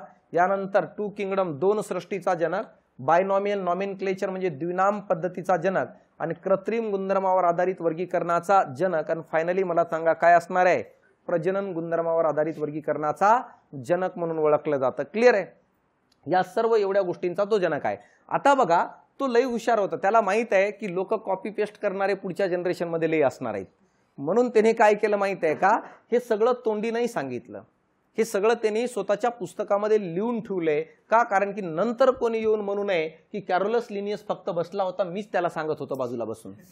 समजलं? यासाठी त्यांनी काय केलं माहित आहे का? वेगवेगळ्या पुस्तकांची निर्मिती केलेली आहे आणि त्या पुस्तकामध्ये मला सांगा त्यांनी सगळ्या गोष्टी काय आहे सांगितलेलं आहे. आता बघा नेमकं त्यांनी कोणकोणत्या पुस्तकाची निर्मिती केली, तर आता त्या पुस्तकाचे नाव बघा, कारण त्या पुस्तकाच्या रिलेटेड पण प्रश्न येऊ शकतात. पहिलं पुस्तक आहे हॉर्टस अपलँडस. हॉर्टस काय आहे? अपलँडस. एवढं महत्वाचं पुस्तक नाहीये, काही वाचलं किंवा नाही वाचलं तर काही फरक पडत नाही, ठराविक पुस्तकावर आयोगाचा भर असतो. दुसरा आहे त्याला म्हणतो फिलॉसॉफिया बॉटनिका. सेकंड पुस्तक त्यांनी लिहिलेलं होतं त्याला आपण म्हणत असतो फिलॉसॉफिया बॉटनिका म्हणून. आता बघा फिलॉसॉफिया बॉटनिका नावाचा जो पुस्तक आहे, या पुस्तकामध्ये काय दिलेलं होतं रे? याच्यामध्ये दिलेत द्विनाम पद्धतीचे नियम. ह्याच्यामध्ये काय दिलेले आहेत? द्विनाम पद्धत जी आहे, या द्विनाम पद्धतीचे काय आहे इथं? नियम. आता नाव देत असताना नियमानुसार दिलं जातं ना रे. जसं आता एखादा बाळ जन्माला आला तर नियमानुसार नाव देतो. त्याचं नाव असेल, वडिलांचं आईचं नाव, किंवा आता मला सांगा आडनाव नंतर गावाचं नाव. असं थोडी आहे की आडनाव आवडलं नाही म्हणून चेंज करून टाकलं. तर ते जरी केलं तर ते सायंटिफिक आहे का? जसं आता ते काही ऍक्टर लोक नाव चेंज करून टाकतात, ते नियमानुसार आहे का? नाही. नियमानुसार मला सांगा आपण कसं देत असतो? आपल्या अनुवंशिकतेनुसार. तर असे काही नियम तयार केले. का नियम तयार केले? कारण एकाच वनस्पतीला मला सांगा वेगवेगळ्या नावाने ओळखलं जातं ना बोली भाषेमध्ये. फॉर एक्झाम्पल मला सांगा उपवासाच्या दिवशी जे खातो आपण स्वीट पोटॅटो, आपल्या मराठीतून काय म्हणतात त्याला? रताळे म्हणतो आहे की नाही? साऊथकडे गेलं तर मिठा आलू म्हणतात. समजलं? आता मला सांगा, आणि तू अमेरिकेत गेलास आणि मार्केटमध्ये जाऊन ओरडूला रताळे द्या, कोण देईल का? तर अमेरिकेत ही अवस्था आहे, आफ्रिकेत कसं आहे? त्यासाठी प्रत्येक सजीवाला एक युनिक नाव असणं गरजेचं आहे. जगाच्या कोणत्याही कोपऱ्यात गेलं तर तो बदलता कामा नाही. मग ते नाव देत असताना काही नियमावली तर पाळली जायला पाहिजे की नाही? मग ते नियम जर कुठं लिहिले असतील तर कोणत्या पुस्तकामध्ये? फिलॉसॉफिया बॉटनिका. जसं नाव 2 शब्दाच्या आधारे दिलं जातं म्हणतो आपण, जाती आणि प्रजाती, स्पेसीज आणि जीनस. सुरुवातीला जीनस असतं, त्यानंतर स्पेसीज लिहावं लागतं. जीनसची सुरुवात कॅपिटल लेटरनी, स्पेसीजची सुरुवात काय? स्मॉल लेटरनी. लॅटिन भाषेत असायला पाहिजे, इटॅलिक लिपीत असायला पाहिजे. अल्फाबेट 3 पेक्षा कमी असू नये, 13 पेक्षा जास्त असू नये. आता हे जे काही बोललोय माझ्या स्वप्नात थोडी आलतं, तरी सगळं कुठं लिहिले त्यांनी? या पुस्तकामध्ये लिहून गेले तो भाऊ. कोणत्या पुस्तकामध्ये? फिलॉसॉफिया बॉटनिका. कळतंय? यानंतर बघा त्यांनी एक पुस्तक लिहिलं, त्या पुस्तकाचं नाव आहे स्पेसीज प्लॅन्टरम. त्या पुस्तकाचं नाव जर बघितलं तर त्याला स्पेसीज प्लॅन्टरम म्हणतो. आणि हा पुस्तक कधी पब्लिश झाला मित्रांनो माहित आहे का? 1 मे 1753 ला. तर 1 मे 1753 ला त्यांनी वनस्पतीला शास्त्रीय नाव दिलं मित्रांनो. कोणत्या पुस्तकामध्ये? कोणत्या पुस्तकामध्ये? स्पेसीज प्लॅन्टरम. कधी? 1 मे 1753. ह्याच्या अगोदर वनस्पतीला सायंटिफिक नाव नव्हते. मग बघा तुम्हाला जर प्रश्न विचारलं, काही विचारू शकतात. काही म्हणजे कसं? तुम्हाला म्हटलं जाईल की द्विनाम पद्धतीची सुरुवात कधीपासून झाली? उत्तर काय असेल रे? 1 मे 1753. तुम्हाला तुमच्याकडे असणाऱ्या डेटाबेसचा वापर करता यायला पाहिजे. असं थोडी आहे की पेपरमध्ये येणारी प्रत्येक लाईन माझ्या तोंडूतून या ठिकाणी पडणार आहे? नाही ना. जेवढं, जसं आता मला सांगा, मी आता सांगितलेलं आहे द्विनाम पद्धतीची सुरुवात कधीपासून झाली, तर हे आपल्याला आठवायला पाहिजे. असं काहीतरी वाचलो तो 1753 पहिल्यांदा नाव दिलं म्हणून. मग अप्लाय कधी करता येतं? जर आपण कंटेंट व्यवस्थित बघत असेल तर. यानंतर बघा आणखी एक आहे जेनेरा प्लॅन्टरम. जेनेरा प्लॅन्टरम हे एवढं काही महत्वाचं नाही आहे. आणि शेवटचा आहे त्याला आपण म्हणत असतो काय माहिती आहे का? सिस्टिमा नेचरिया. आता सिस्टिमा नेचरिया जो आहे या पुस्तकाला 1 ऑगस्ट 1758 ला ह्याची 10th एडिशन होती. आणि यावेळेस त्यांनी या पुस्तकामध्ये कोणाला नाव दिलं? प्राण्यांना नाव दिलं. मग इथं 3च पुस्तक महत्वाचे आहेत. एक म्हणजे कोणतरे फिलॉसॉफिया बॉटनिका, दुसरं म्हणजे कोण स्पेसिस प्लॅन्टरम, आणि तिसरं म्हणजे कोण असणार आहे? सिस्टिमा नेचरिया. एकदाच बघून घ्यायचं. काय एकदाच बघून घ्यायचं? तुम्ही PYQ काढा, कितीतरी वेळेस प्रश्न येणार या. कोणाकोणावर आहेत? त्या सगळ्या सायंटिस्ट. अरिस्टॉटलवर आहे, थिओफ्रस्टिसवर प्रश्न आलेले आहे, डी कॅन्डलेवर प्रश्न आलेले आहे, कॅरोलस लिनियसवर अनेक वेळेस प्रश्न आलेले आहे, RH विटाकरवर आलेले आहे, हॅकर नावाच्या शास्त्रज्ञावर आले. तर एकदाच बघून घ्यायचं की यांचं म्हणणं काय आहे. नाहीतर पाठांतर करून राहिलं 2 लाईन, 3ऱ्या लाईनवर प्रश्न आलं, मग पुढच्या वर्षी 3री लाईन पाठ करून राहिले, त्याच्या पुढची 4थ्या लाईनवर येऊ राहिले. तसं नसायला पाहिजे. मार्क असं थोडं. मी काय म्हणलो, वर्गीकरणावर 3 प्रश्न येणार आहेत. आता ज्या ठिकाणी प्रश्न येणार आहे तर आपल्याला तिथं परफेक्ट करणं गरजेचं आहे. तुला माहित आहे चेंडू या ठिकाणी पडणार आहे, तिथलीच प्रॅक्टिस कर ना तू. असं होईल का पिच सोडून बाहेर ग्राउंडच्या बाहेर जाऊन स्टेडियमच्या कुठेतरी फिरू राहिलं बॅट? नाही ना. त्यासाठी एकदम छोट्या छोट्या गोष्टीकडे लक्ष द्यायचं आहे आपल्याला. कारण प्रश्न या ठिकाणी येणार आणि आला तर तो इकडे तिकडे जाण्याची शक्यता असते. या कारणामुळे बारकाईने सगळ्या गोष्टी बघणं गरजेचं आहे. एवढं डिटेल मला सांगा, बाकीचे टॉपिक थोडी बघणार आहे आपण. जिथं प्रश्न येण्याची पॉसिबिलिटी कमी आहे तिथं तर मी सांगून देईल, नाही हे बघायची गरज नाही. कळतंय? तर अशा प्रकारे बघा, एवढे पुस्तकं त्यांनी लिहिलं आणि एवढ्या सगळ्या गोष्टीचा तो जन्मदाता आहे. टॉक्झॉनॉमीचा जनक, प्लॅन्ट टॉक्झॉनॉमी, ॲनिमल टॉक्झॉनॉमी, वर्गीकरणाचा जनक, क्लासिफिकेशन ऑफ सिस्टीमचा, 2 किंगडम 2 सृष्टीचा जनक, यानंतर काय द्विनाम पद्धतीचा जनक, कृत्रिम गुणधर्मावर आधारित वर्गीकरणाचा जनक आणि प्रजनन गुणधर्मावर. जसं उदाहरणार्थ बघा आता, नैसर्गिक गुणधर्मावर आधारित वर्गीकरणाचा जनक हे प्रश्न आयोगाने 3दा विचारले आतापर्यंत. तुम्ही 2022-23च्या पेपरमध्ये बघा, तुम्हाला त्या ठिकाणी दिसेल बॅंथम आणि हुकरवर आलेला प्रश्न. जर नैसर्गिक वर विचारला असेल तर येणाऱ्या काळात मला सांगा तुम्हाला कशावर येऊ शकतं? कृत्रिमवर. हे तेव्हाच आठवण राहील तुम्हाला जेव्हा वाचत असताना तुम्हाला तो प्रश्न डोक्यामध्ये फिरेल. कोणता? नैसर्गिक गुणधर्मावर आधारित वर्गीकरणाचा जनक. म्हणून PYQ महत्वाचा असतो. कंटेंट वाचत असताना PYQ महत्वाचा काय? नाहीतर पूर्ण कादंबरी वाचून काढली कर्णाची पूर्ण आणि शेवटी विचारलं कर्ण कसा होता? महान होता म्हणते, बाकी काही आठवण राहत नाही याला. त्यासाठी काय माहित आहे का, व्यवस्थित बघणं गरजेचं आहे. तर एवढं पार्ट तुम्हाला समजलं. इथून पुढे चालू होतो वर्गीकरणाचा पूर्ण इतिहास. सायंटिफिक वर्गीकरणाला जी सुरुवात झाली कोणापासून? कॅरोलस लिनियस पासून. काय डाऊट आहे? एवढं समजलं? फक्त घरी जाऊन तुम्हाला 2-3दा रिवाइज करायचे, जाताना एकदा आणि क्लासला येताना एकदा. एवढं जरी केलं तरी सफिशियंट आहे. आता बघा ऍक्च्युअली वर्गीकरणाची सुरुवात बघा. सगळ्यात पहिल्यांदा बघायचं आपल्याला वर्गीकरणाच्या सुरुवातीमध्ये 2 सृष्टी आणि काय 2 किंगडम. कुणी मांडलं रे 2 किंगडम? सांगा पटकन, कुणी मांडलं? कॅरोलस लिनियस. भाऊ माहित आहे का? द्विनाम पद्धत पुढे सांगतो मी, फक्त एवढं समजून घ्या. कॅरोलस लिनियस याचं खरं नाव काय आहे? कार्ल व्हॅन लिन आहे. ह्याला लॅटिन भाषा आवडत होती म्हणून त्यांनी स्वतःचं नाव बदलून काय केलं? कॅरोलस लिनियस. आपण कार्ल लिनियस पण म्हणतात, कोणी कोणी जे तोंडात येईल ते म्हणतात. पण कधी कधी आयोग पेपरमध्ये असंही ऑप्शन देऊन टाकेल कार्ल व्हॅन लिन. तर आपल्याला आठवायला पाहिजे हा तोच कार्यकर्ता आहे जो आपण लहानपणापासून कानावर पडत आलेला आहे. आता बघा, कॅरोलस लिनियस म्हणतो की अरिस्टॉटलने केलेलं वर्गीकरण बरोबर होतं, फक्त त्याला सांगता आलं नाही. हे कसं आलं? मी तुम्हाला सिद्ध करून दाखवतो की 2 गट कसे तयार झाले. आता बघा, कॅरोलस लिनियसनी ही गोष्ट कधी सांगितली? 1735 मध्ये 2 किंगडम मांडलं. तो म्हणतो एक प्राण्यांचा गट ज्याला आपण ॲनिमलिया म्हणतो आणि दुसरं गट तो म्हणतो वनस्पतींचा ज्यांना आपण काय म्हणत असतो? प्लॅन्ट. हे 2 गट तयार केले. ह्याला विचारण्यात आलं भाऊ कसं तयार केलास तू? काय जादू होती का तुझ्याकडे? त्यांनी सांगितलं मी 2 गुणधर्मांचा वापर केलो. एक पोषण यानी न्यूट्रिशन कसं ग्रहण करतो तो गुणधर्म आणि दुसरं सेल वॉल यानी काय रे? पेशी भित्तिका गुणधर्म. कॅरोलस लिनियस म्हणतो ज्याच्यामध्ये पेशी भित्तिका प्रेझेंट आहे तो कोणत्या गटामध्ये जाईल? वनस्पतीमध्ये. आणि ज्याच्यामध्ये सेल वॉल ॲब्सेंट आहे तो कोणत्या गटामध्ये जाईल? प्राणीमध्ये. त्यानंतर म्हणतो जो स्वतःचं अन्न स्वतः बनवतो, स्वयंपाक बनवतो, तर तो कुठं? वनस्पतीमध्ये. आणि जो बनवत नाही, हेटेरोट्रॉप्स आहे, तो कुठं जाईल? प्राण्यामध्ये. स्वतः बनवून खातो तो हेटेरोट्रॉप्स म्हणजे कुठं? वनस्पतीमध्ये. आणि जो स्वतः बनवत नाही तो कुठं जाईल? प्राणी. गुणधर्मांच्या आधारे झालं ना. एखादा सजीव या ठिकाणी बसलाय आणि त्याला जाऊन विचारलं हा इकडं काय? त्यांनी सांगेल याच्यात सेल वॉल नाहीये आणि हा अन्न तयार करता येत नाही, हा इकडून तिकडून जिथून भेटेल तिकडून काय आहे खाण्याचं काम करत असतो. समजलं? अशा प्रकारे 2 गट तयार केले. परंतु कॅरोलस लिनियसच्या या गुणधर्मांच्या आधारे सर्व सजीवांना जागा भेटली नाही. म्हणजे काय? कॅरोलस लिनियसनी 2 घर बांधले. या घरात काहींना ठेवले, या घरात काहींना ठेवले. कशानुसार? नियमानुसार.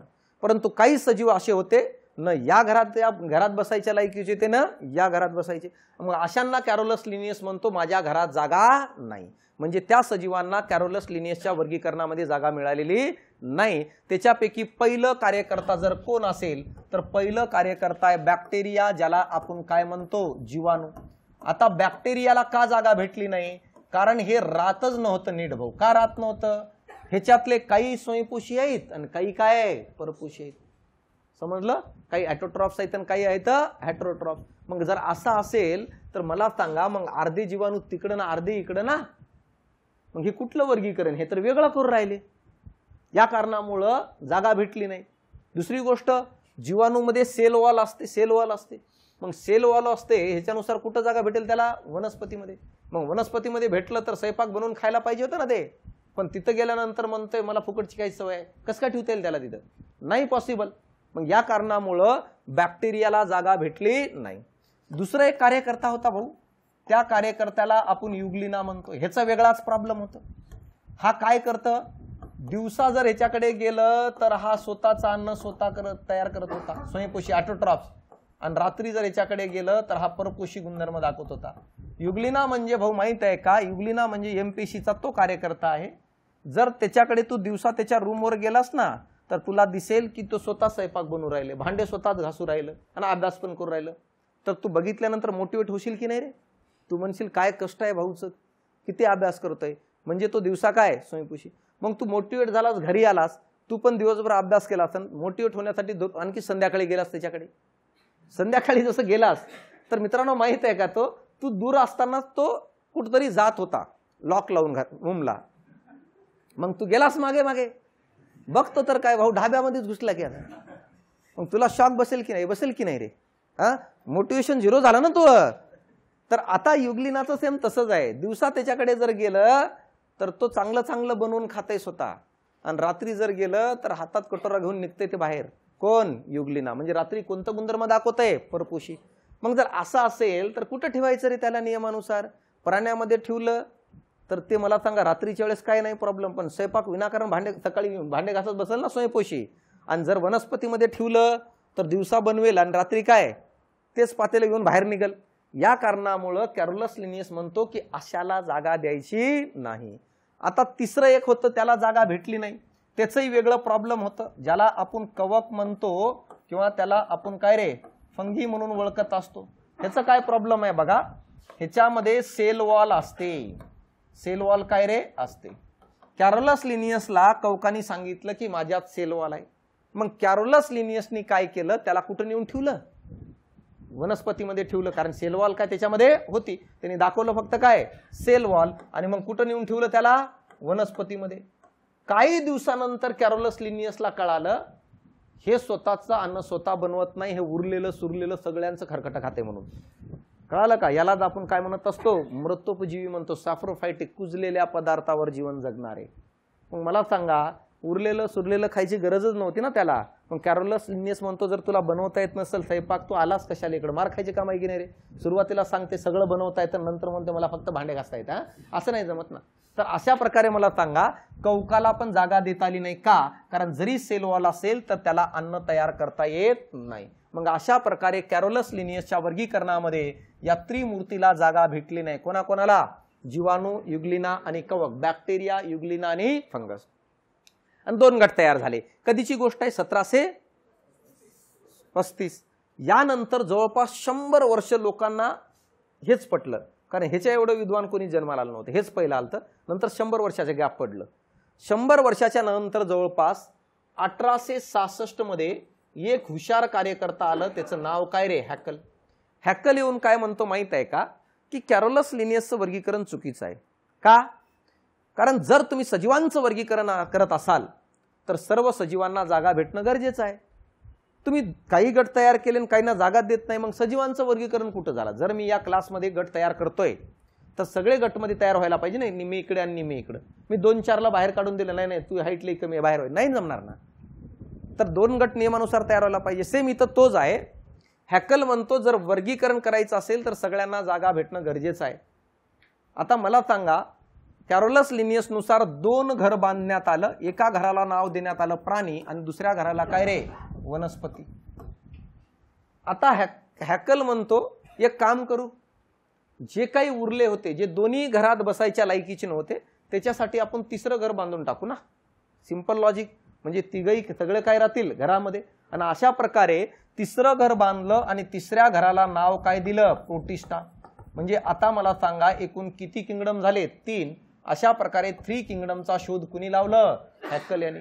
आता तो काय म्हणतो बघा, तो म्हणतो पहिले 2 घरात बसायची ज्याची लायकी नाहीये ते सगळे कितव्या घरात येतील, 3ऱ्या घरामध्ये.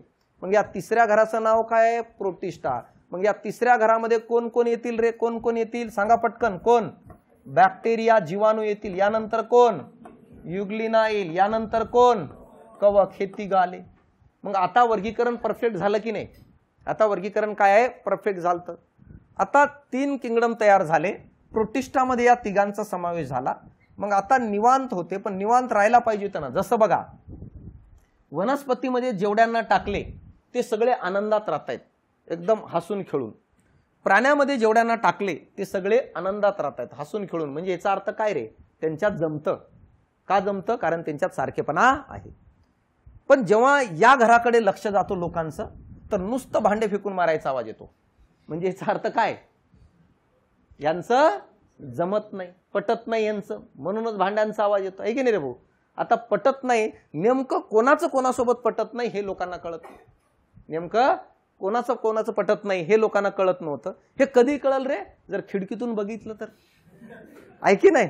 हे कधी कळल, खिडकीतून बघितलं. पण ते पण सांभाळून बघावं लागतं, नाहीतर पातेले एक तुझ्याकडे येऊन जातं.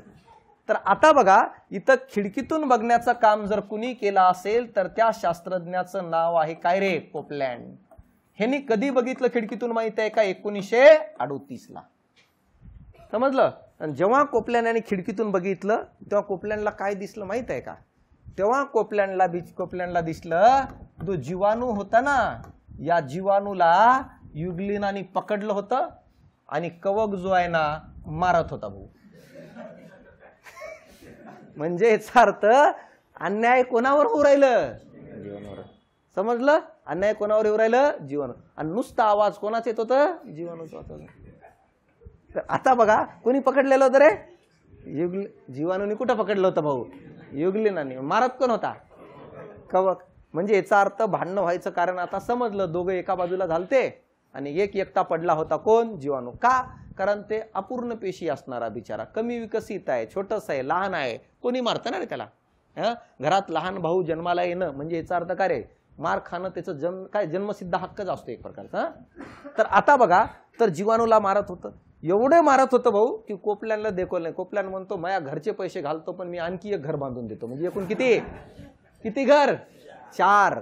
आणि यालाच आपण काय म्हणत असतो माहित आहे का, 4 किंगडम. कधी 1938. कोण होता तो, कोपलँड.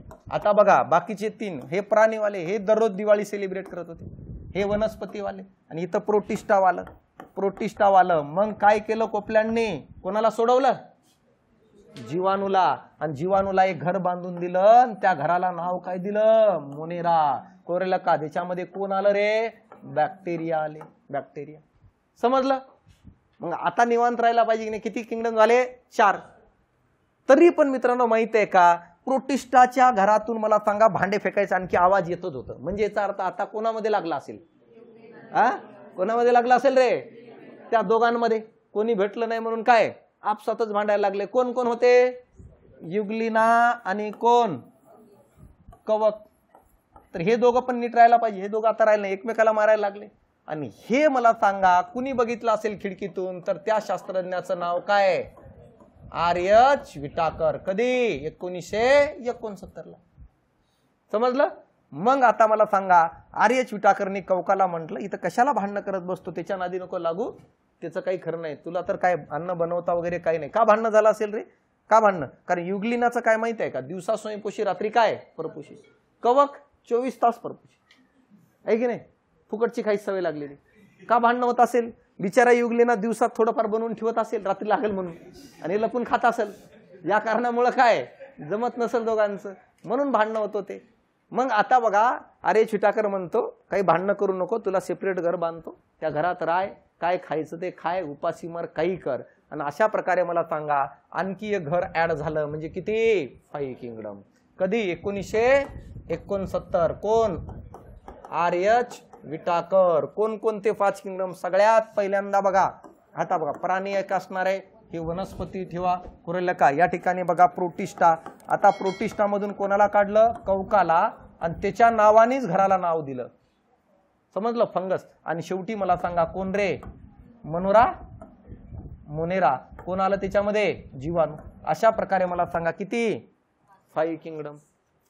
आता बघा असं काय महान कार्य केलं रे आर्यच विटाकरनी? काहीच नाही ना. त्यांनी फक्त कोणाला घर बांधून दिलं? कोणाला? कवकाला. तरी पण सर ह्याचं नाव कॅरोलस लिनियसच्या बरोबरीने घेतलं जातं प्रत्येक ठिकाणी. बाकीच्यांचं कुठं नाव ऐकलं होतं का वारंवार? कोपलँड, हॅकल वगैरे नाही.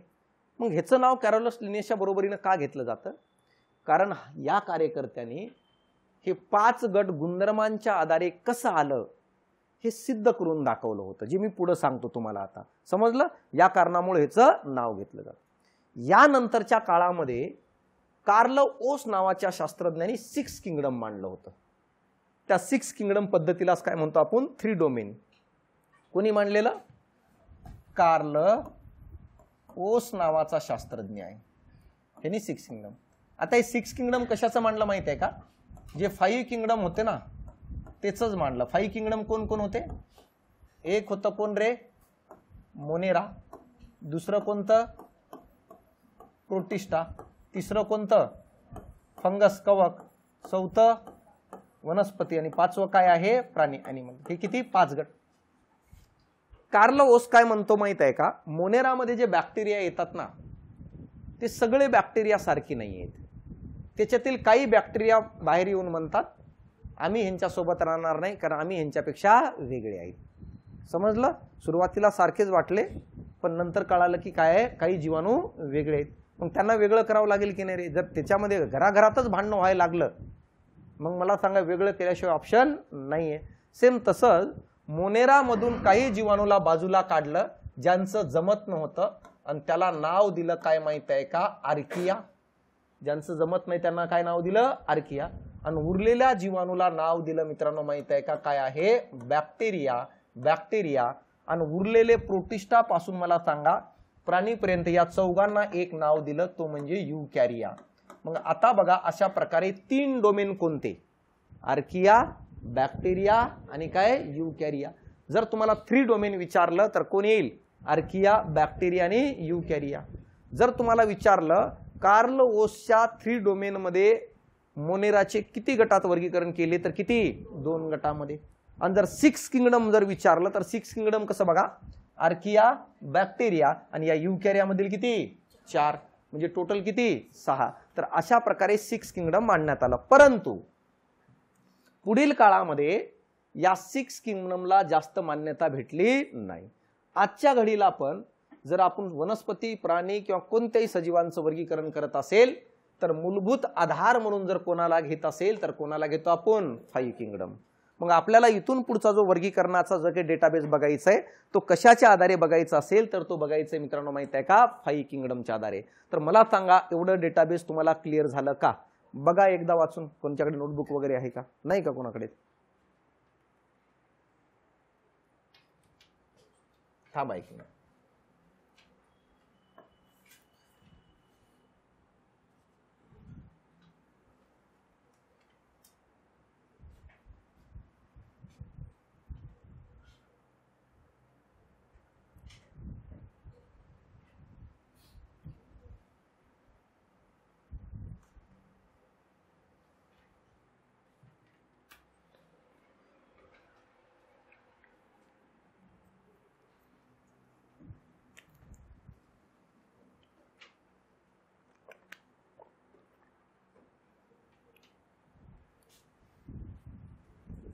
ऑनलाईनची बॅच पण तुम्हाला भेटणार आहे बरं.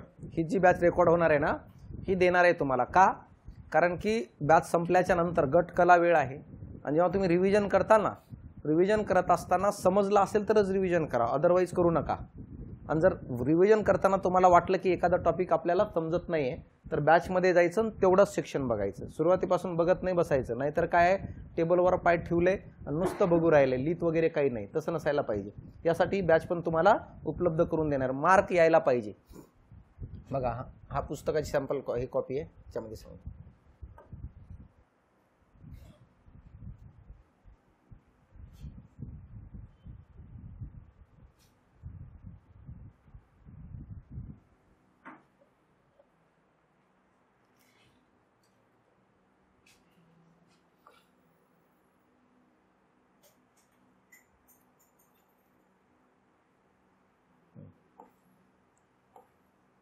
ही पुस्तकाची कॉपी आहे, अशा पद्धतीने बुक असणार आहे.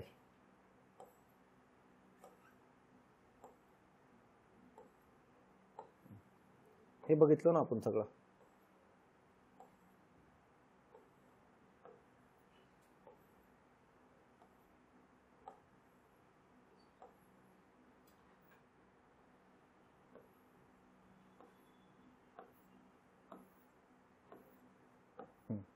सजीवांचं वर्गीकरण इथं तेच दिलेलं आहे बघा, आता जे शिकवलेलं आहे. या कारणामुळे फास्ट होईल. हे बघा, टॉक्झॉनॉमी, डी कॅन्डले हे जमलं आहे. त्यानंतर टॉक्झॉनॉमीचं जनक कॅरोलस लिनियस, ॲनिमल प्लॅन्ट टॉक्झॉनॉमी, ॲन्शियंट टॉक्झॉनॉमी. हे बघा, अल्फा बीटा आणि गॅमा टॉक्झॉनॉमी. यानंतर ही टॉक्झॉनॉमिकल संरचना, संघ आणि इथं काय आहे, डिव्हिजन. असंच 4 कलरमध्ये पुस्तक आहे. म्हणून मी काय म्हणलो की थेरॉटिकल नाही आहे, रिव्हिजन एकदम फास्ट होईल. किती वेळ लागणार आहे बघायला पुस्तकातून? तर यानंतर बघा, आता पुढे बघा, या ठिकाणी हे काय आहे, अरिस्टॉटल. याच्यात तेच दिलेलं आहे. अरिस्टॉटल यांनी प्राण्यांचं वर्गीकरण प्रजनन गुणधर्मामध्ये अंडी घालणारे आणि पिल्लांना जन्म देणारे, यानंतर लाल रक्त असणारे आणि नसणारे, वनस्पतींचं वर्गीकरण, रोपटे झुडपे आणि बघताक्षणी आपल्याला कळून जायला पाहिजे. यानंतर बघा, हा काय आहे, थिओफ्रस्टिस, वनस्पती शास्त्राचा जनक आहे. पुस्तक कोणते लिहिलं त्याच्याबद्दल माहिती आहे. वनस्पतींचं वर्ग, कॅरोलस लिनियस, 2 सृष्टीचा जनक आहे. त्यानंतर टॉक्झॉनॉमी, ॲनिमल टॉक्झॉनॉमी, प्लॅन्ट टॉक्झॉनॉमी, बायनॉमी नॉमेनक्लेचर आणि काय आहे, कृत्रिम गुणधर्माच्या वर्गीकरणाचा जनक असणार आहे. आणि पुस्तक वगैरे आहेत. यानंतर द्विनाम पद्धत ही आहे बघा. द्विनाम पद्धत सांगतो मी तुम्हाला पहिल्यांदा. या ठिकाणी तो राहिलं ना, द्विनाम पद्धत. द्विनाम पद्धत कुणी मांडलेली रे द्विनाम पद्धत, सांगा पटकन. Binomial nomenclature. कधीची गोष्ट आहे, 1753. आता बघा, तो म्हणतो नाव देत असताना 2 शब्दाचा वापर केला जाणार, 2 टर्मिनॉलॉजीचा वापर केला जाणार. 2 टर्मिनॉलॉजी कोण असणार आहेत? एक असणार आहे प्रजाती. प्रजाती इंग्रजीतून बघा त्याला म्हणतात जीनस. भाऊ माहित आहे का, मराठीतून वाचू नका, गडबड होते. त्याचं कारण सांगतो, थांबा. आता इकडं जाती, याला इंग्रजीतून काय म्हणतो, स्पेसीज. आता बघा, मराठीतून या स्पेसीजला जाती शब्द पण येतो आणि प्रजाती शब्द पण येतो. म्हणून काही पुस्तकामध्ये तुम्हाला स्पेसीजला प्रजाती या नावाने उल्लेख केला गेलेला आहे. पेपरमध्ये पण तसं होऊ शकतं. यासाठी कशातून बघायचं, इंग्रजीतून. कोणते 2 शब्द, जीनस आणि स्पेशीज. आता काय म्हणतो माहित आहे का, नाव देत असताना 2 शब्दाचा वापर करायचा, कोणाकोणाचा, जीनस आणि स्पेशीज. हा झाला पहिला नियम.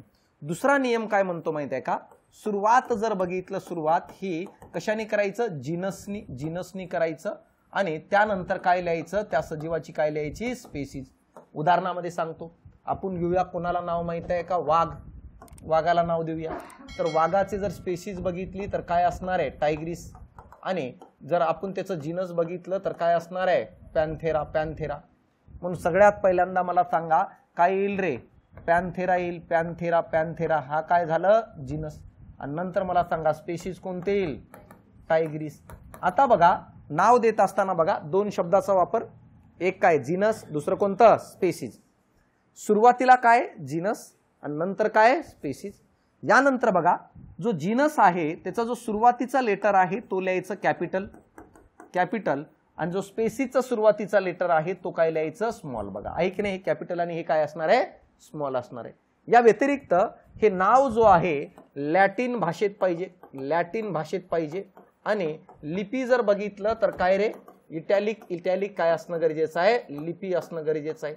हे या व्यतिरिक्त आणखी जर बघितलं, अल्फाबेट्स किती, अल्फाबेट्स जर बघितलं, अल्फाबेट 3 पेक्षा कमी असू नये आणि 13 पेक्षा जास्त असू नये. हे सगळे नियम सांगितलेले आहेत. यानंतर तो म्हणतो, जर समजा लिपी जर ही उपलब्ध नसेल पण तुम्ही जर हाताने लिहित असाल तर त्या नावाला काय करायचं, अंडरलाईन करायचं असं सांगतं ते.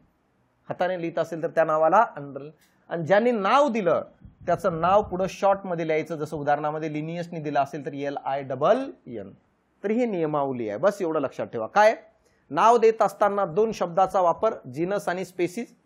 सुरुवातीला जिनस लिहा, त्यानंतर काय स्पेसिस. जिनसची सुरुवात कॅपिटल लेटरने, स्पेसिसची सुरुवात काय स्मॉल लेटरने. यानंतर जर बघितलं तर मला सांगा काय रे, भाषा कोणती, लॅटिन, आणि लिपी कोणती असणार आहे, इटॅलिक. अल्फाबेटची संख्या मला सांगा काय, 3 पेक्षा कमी असू नये, 13 पेक्षा जास्त असू नये. आणि यानंतर हाताने लिहित असेल तर अंडरलाईन केलेलं असावं. आणि पुढं मला सांगा ज्यांनी नाव दिलं त्या शास्त्रज्ञाचं शॉर्टमध्ये काय आहे, नाव लिहिणं गरजेचं आहे. यालाच आपण काय म्हणतो, बायनॉमियल नॉमेनक्लेचर म्हणतो, द्विनाम पद्धत. समजली इथपर्यंत, क्लिअर आहे. तर अशा प्रकारे आता बघा हे झालं सगळं. तर आपल्याला डिटेल काय बघायचंय, आपल्याला डिटेल बघायचंय 5 किंगडम, पंचसृष्टी वर्गीकरण. आता बघा पंचसृष्टी वर्गीकरण कुणी मांडलेलं, 5 किंगडम कुणी मांडलं रे, 5 किंगडम कुणी मांडलं, अंबादास.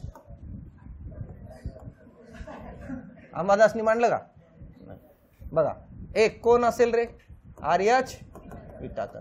आता 5 किंगडम मध्ये कोण कोण आहेत, मोनेरा, प्रोटिस्टा,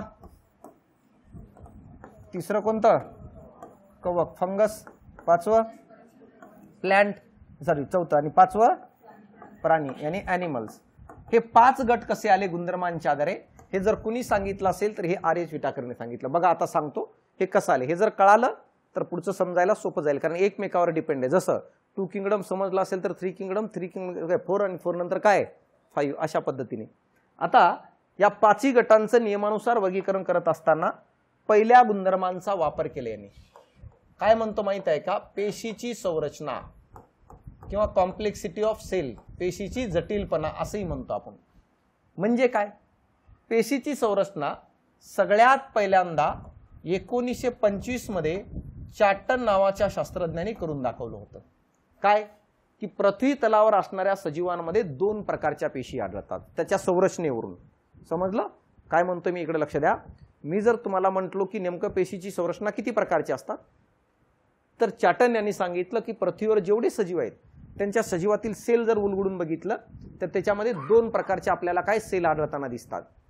एक तर ती सेल अधिकेंद्रकी प्रकारची असते, अधिकेंद्रकी ज्याला आपण काय म्हणतो रे, प्रोकॅरोटिक म्हणून ओळखलं जातं, प्रोकॅरोटिक. किंवा ती सेल काय असते, दृश्य केंद्र प्रकारची, दृश्य केंद्रकी, ज्याला काय म्हणत असतो आपण, युकॅरोटिक म्हणून ओळखलं जातं, युकॅरोटिक सेल. असं का बघा, जसं उदाहरणार्थ मी तुम्हाला म्हटलो काही नारळ पडलेले आहेत, वर्गीकरण करा. तुम्ही जाऊन सांगितलं सर काही नारळाला वरतून आवरण होतं, काही नारळाला आवरण नव्हतं, त्याच पद्धतीने. आता इथं बघा तर 2 गट तयार झाले, अधिकेंद्रकी आणि दृश्यकेंद्रकी. अधिकेंद्रकी म्हणजे कोणते माहित आहे का, अधिकेंद्रकी म्हणजे कोणतं ते मी तुम्हाला सांगतो या ठिकाणी. अधिकेंद्रकी म्हणजे अशी सेल जी अपूर्ण असते मित्रांनो, अपूर्ण सेल, इनकम्प्लीट जी सेल आहे त्याला म्हणायचं अधिकेंद्रकी. आता इनकम्प्लीट कोणाला म्हणतो रे, जर सगळे घटक प्रेझेंट नाही. उदाहरणार्थ एखादा बाळ जन्माला आला आणि आपण म्हणतो की बाबा डेव्हलप नाहीये, इनकम्प्लीट आहे, तर याचा अर्थ मला सांगा त्याच्यामध्ये ऑर्गनचा विकास झाला नसेल. जसं डोळे वगैरे तयार झाले नसतील, कान तयार झाले नसतील. सेम एखाद्या सेलमध्ये काय असते, जनरलाइज तर तुम्हाला माहिती आहे, सेलमध्ये काही सेल ऑर्गेनेल्स असतात, त्याचं न्यूक्लियस असतं, त्याच्या व्यतिरिक्त द्रव पदार्थ वगैरे आढळतं.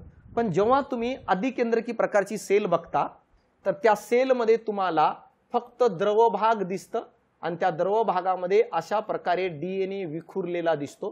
ह्याच्या व्यतिरिक्त तुम्हाला काही आढळत नाही. म्हणजे याचा अर्थ सगळे नाही म्हणजे इनकम्प्लीट आहे. म्हणून अधिकेंद्रकी पेशी हे इनकम्प्लीट यानी अपूर्ण असतात. यांच्यामध्ये मला सांगा केंद्रक असतो की नसतो रे, केंद्रक नसतो, न्यूक्लियस नसतं. आता न्यूक्लियसच नाहीये तर न्यूक्लिक ऍसिड कसं काय असणार रे, कारण न्यूक्लिक ऍसिड कुठं असतो, सेलच्या न्यूक्लियसच्या आतमध्ये. केंद्रक नसल्यामुळे मला सांगा न्यूक्लिक ऍसिड पण काय आहे, असतो की नसतो, नसतो. प्रत्येक सेलकडे स्वतःचे अवयव आहेत, सेल ऑर्गेनेल्स म्हणतो आपण त्याला. जर याच्याकडे न्यूक्लियस नाहीये तर ऑब्वियसली मला सांगा सेल ऑर्गेनेल, ज्याला पेशी अंगके म्हणतो मराठीतून आपण, पेशी अंगके यानी काय सेल ऑर्गेनेल्स असतात की नसतात, नसतात. त्यांच्याकडे कोणाकडे, अधिकेंद्रकी सजीवांकडे. प्रोकॅरियोटिक सेलकडे आपल्याला या ठिकाणी सेल ऑर्गनेल्स आढळताना दिसत नाही.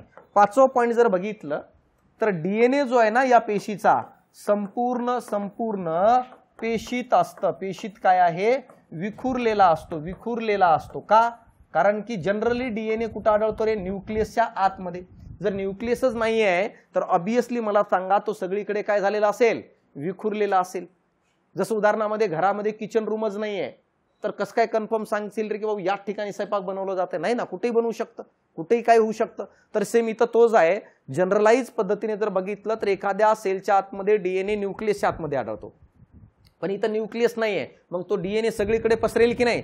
100% पसरणार आहे. पाणी टाकायला भांडच नाहीये आणि तिथं पाणी टाकलं म्हणजे पसरणारच आहे तो. या कारणामुळं प्रोकॅरियोटिक सेलमध्ये अधिकेंद्रकी पेशी जी असतात त्यांच्यामध्ये जर डीएनए बघितलं तर संपूर्ण पेशीमध्ये आपल्याला विखुरलेल्या अवस्थेमध्ये आढळताना दिसतो. हे गुणधर्म आहेत कोणाचे? प्रोकॅरियोटिक. काय म्हटलो? प्रोकॅरियोटिक सेल म्हणजे अशा सेल ज्या इनकम्प्लीट प्रकारच्या असतात, त्यांच्यामध्ये न्यूक्लियस आढळत नाही, न्यूक्लिक ऍसिड आढळत नाही, कोणत्याही प्रकारचे सेल ऑर्गनेल्स आढळत नाही. त्यांच्यामध्ये आढळणारा डीएनए हा संपूर्ण पेशीमध्ये काय केलेला असतो, विखुरलेला असतं. आणि एकदम ह्याच्या विरुद्ध जर कोण असेल तर कोण असणार आहे? दृश्य केंद्रकी युकॅरियोटिक. युकॅरियोटिक म्हणजे विकसित असणाऱ्या पेशी ज्याच्यामध्ये अशा प्रकारे न्यूक्लियस आहेत, अशा प्रकारे केंद्रक वगैरे सगळं आढळताना दिसतं. म्हणजे जे जे प्रोकॅरियोटिकच्या नशिबात नाहीये ते सगळं कोणाला प्राप्त झालेलं आहे? युकॅरियोट्सला. म्हणजे याचा अर्थ पहिलं पॉइंट मला सांगा, या सेल कंप्लीट की इनकम्प्लीट? कंप्लीट असतात. जर बघितलं या ठिकाणी सेल ही कंप्लीट आढळते, कंप्लीट असते आणि विकसित असते. यानंतर केंद्रक असेल की नसेल रे? न्यूक्लियस असतं. न्यूक्लियस असल्यामुळं न्यूक्लिक ऍसिड असणार आहे, न्यूक्लिक ऍसिड असतं, न्यूक्लिक ऍसिड. यानंतर चौथं सेल ऑर्गनेल्स, पेशी अंगके असतात की नसतात? असतात, पेशी अंगके असतात. आणि मला सांगा पाचवं पॉइंट, डीएनए कुठं आढळेल रे?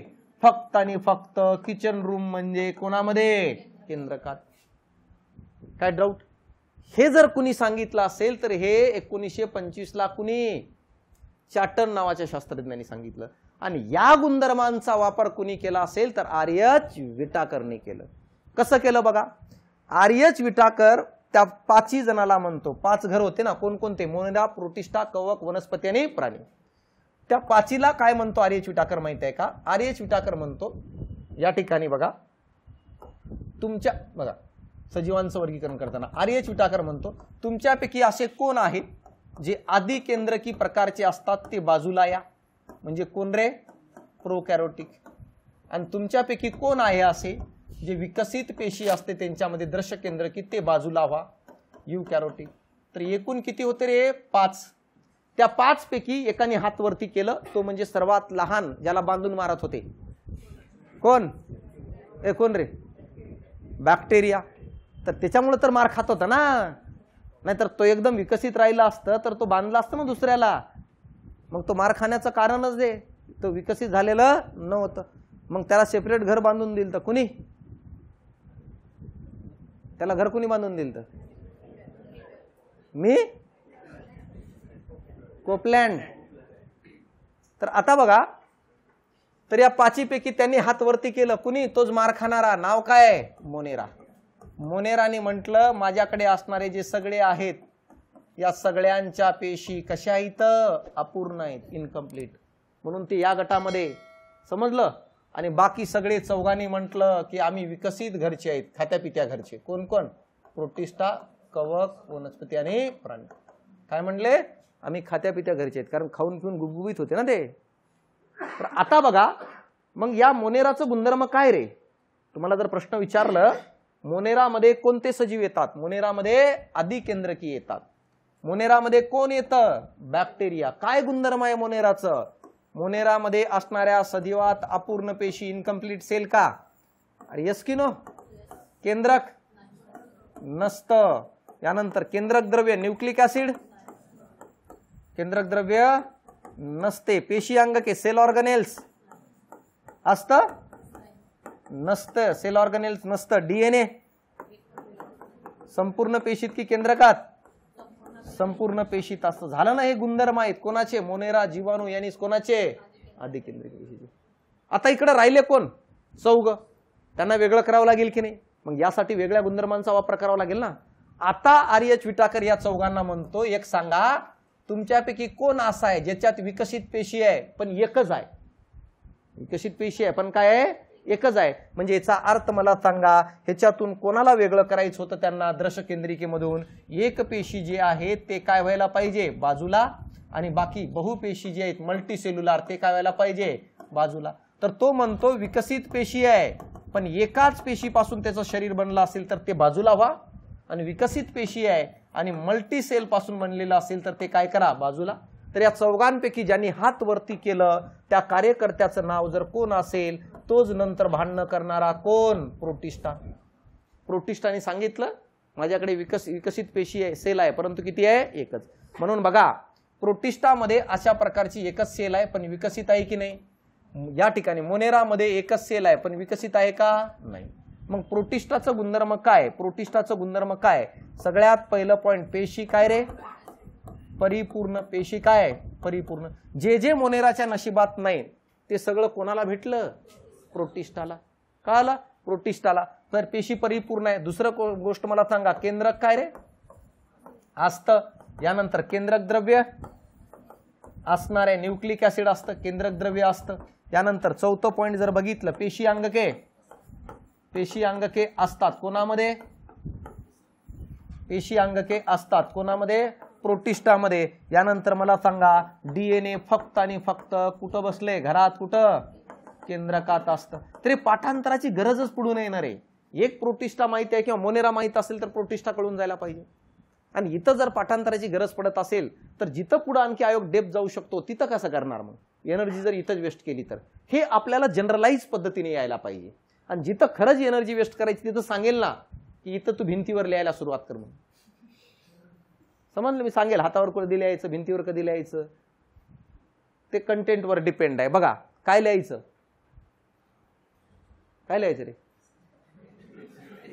हा, कंटेंट लिहायचं. बघा नाहीतर नाव लिहिताल बरं तुम्ही. हा, तर हे असणार. इथं कोण कोण राहिले रे आता, अरे मल्टीसेल्युलर मध्ये कोण कोण, कवक, वनस्पती आणि प्राणी. आता यांना वेगळं करावं लागेल की नाही. तिसरं गुणधर्म वापरलं. आता या तिघांना विचारलं, इमानदारीनं सांगायचं कोणाकोणामध्ये सेल वॉल असते आणि कोणाकोणामध्ये सेल वॉल नसते. मग अशा प्रकारे सेल वॉल असणाऱ्यांचा एक गट, असणाऱ्यांचा एक गट, आणि सेल वॉल नसणाऱ्यांचं. नसणाऱ्यामध्ये पटकन हात वरती जाणारा कोण, प्राणी. प्राण्यांनी सांगितलं आमच्यात सेल वॉल नाहीये म्हणून तो झाला का सेपरेट गट. आता इथं सेल वॉल असणाऱ्यामध्ये दोघं आले, कोण कोण, एक फुकटचं खाणारा आणि एक बनवून खाणारा. कोण, कवक आणि काय. आणि आता या दोघांना चौथं गुणधर्म विचारण्यात आलं. इमानदारीने सांगायचं तुमच्या दोघांपैकी कोण अन्न स्वतः बनवतं कोण बनवत नाही. म्हणजे फोटोसिंथेसिस करणारे आणि फोटोसिंथेसिस न करणारे, म्हणजे प्रकाश संश्लेषण करणारे आणि प्रकाश संश्लेषण काय न करणारे. मग या ठिकाणी बघा आता प्रकाश संश्लेषण न करणारे, न करणाऱ्यामध्ये कोण येईल रे, कोण येईल, कोण, फोटोसिंथेसिस न करणारा कोण, कवक, ज्याला आपण काय म्हणतो, फंगी. आणि या ठिकाणी प्रकाश संश्लेषण करणारे, प्रकाश संश्लेषण करणारे यामध्ये जर कोण येत असेल तर कोण येणार आहे, सांगा पटकन, कोण, वनस्पती. समजलं. मग आता बघा मोनेराचं गुणधर्म काय, बॅक्टेरियाचं. मोनेरामध्ये येणाऱ्या, मोनेरामध्ये किंवा मोनेरामध्ये कोणते सजीव येतात, बॅक्टेरिया. आणि बॅक्टेरियाची सेल कोणत्या प्रकारची आहे, प्रोकॅरोटिक की युकॅरोटिक, प्रोकॅरोटिक असणार आहे. तुम्हाला प्रश्न असं विचारला जाईल खालीलपैकी कोणत्या किंगडमला प्रोकॅरोटिक युनिसेल्युलर म्हणून ओळखलं जातं, तर प्रोकॅरोटिक युनिसेल्युलर कोण, मोनेरा. आणि युकॅरोटिक युनिसेल्युलर कोण, प्रोटिस्ट असणार आहे. तर या ठिकाणी मोनेराचं अपूर्ण इनकम्प्लीट सेल असते, केंद्रक नसतं, केंद्रक द्रव्य नसतं, केंद्रकाला आवरण नसतं, पेशी अंगके सेल ऑर्गनेल्स नसतात, डीएनए संपूर्ण सेलमध्ये विखुरलेला असतो यांच्यामध्ये. प्रोटिस्टामध्ये युकॅरोटिक युनिसेल्युलर ऑर्गॅनिझम म्हणून ओळखले जातात. सेल कंप्लीट असते, न्यूक्लियस असतं, न्यूक्लियसला आवरण असतं, न्यूक्लिक ऍसिड असतं, सेल ऑर्गनेल्स प्रेझेंट असतात, डीएनए फक्त आणि फक्त कुठं, न्यूक्लियसच्या आतमध्ये आढळताना दिसतो आपल्याला.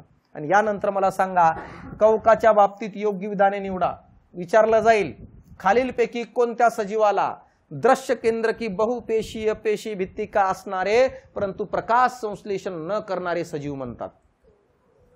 हे आता सांगता येतं ना. आता गेल्या गेल्या लायब्ररीत जोराने म्हणा बरं. दृश्य केंद्र की बहुपेशीय पेशी भित्तिका असणारे परंतु प्रकाश संश्लेषण न करणारे सजीव कोणते? कवक. हे असं जोराने ओरडून सांगायचे तिथं. निम्म्यांना तर वाटतं हेच अभ्यासक्रम बदलले काही. तर अशा प्रकारचे प्रश्न विचारले जातात. या ठिकाणी काय वनस्पती आणि हे काय प्राणी. हे 5 गट. हे सगळं कुणी सांगितलं? अभि मी सांगितलं ना. आता पहिले आर्य चिटाकरनी सांगितलं. समजलीत पर्यंत. आता हे झालं ट्रेलर आणि इथून पुढे चालू होतं पिक्चर. म्हणजे आता आपल्याला एक एक किंगडम बघायचंय. पहिलं किंगडम कोणतं? माहेश्मती, मोनेरा. दुसरं प्रोटिस्टा. तिसरं कवक. चौथं वनस्पती आणि 5वं प्राणी. कशानुसार आहे रे? उत्क्रांतीनुसार आहे ना. उत्क्रांती म्हणजे काय? हळूवार होणारा बदल. इव्हॉल्युशन म्हणतो. समजते इथपर्यंत.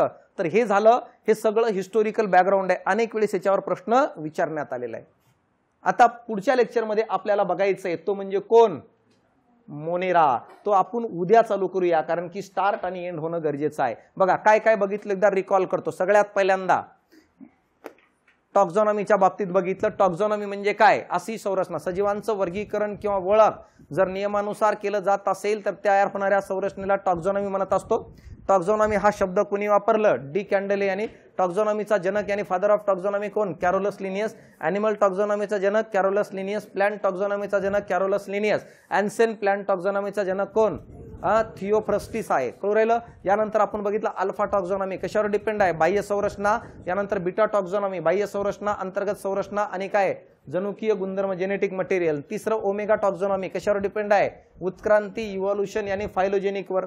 नंतर अरिस्टॉटल. अरिस्टॉटलला आपण फादर ऑफ बायोलॉजी म्हणतो, फादर ऑफ झुलॉजी म्हणून ओळखलं जातं. अरिस्टॉटल मला सांगा ज्यांनी पहिल्यांदा सजीवांचं वर्गीकरणाचा प्रयत्न केलं. 2 गटामध्ये वर्गीकरण केलं. एक प्राणी आणि दुसरं वनस्पती. प्राण्यांचं वर्गीकरण 2 गटात केलं. प्रजनन गुणधर्मावर आधारित अंडी घालणारे आणि पिल्लांना जन्म देणारे. रक्ताच्या रंगावरून लाल रक्त असणारे आणि लाल रक्त नसणारे. वनस्पतींचे 3 गट तयार केले. रोपटे, झुडपे आणि वृक्ष.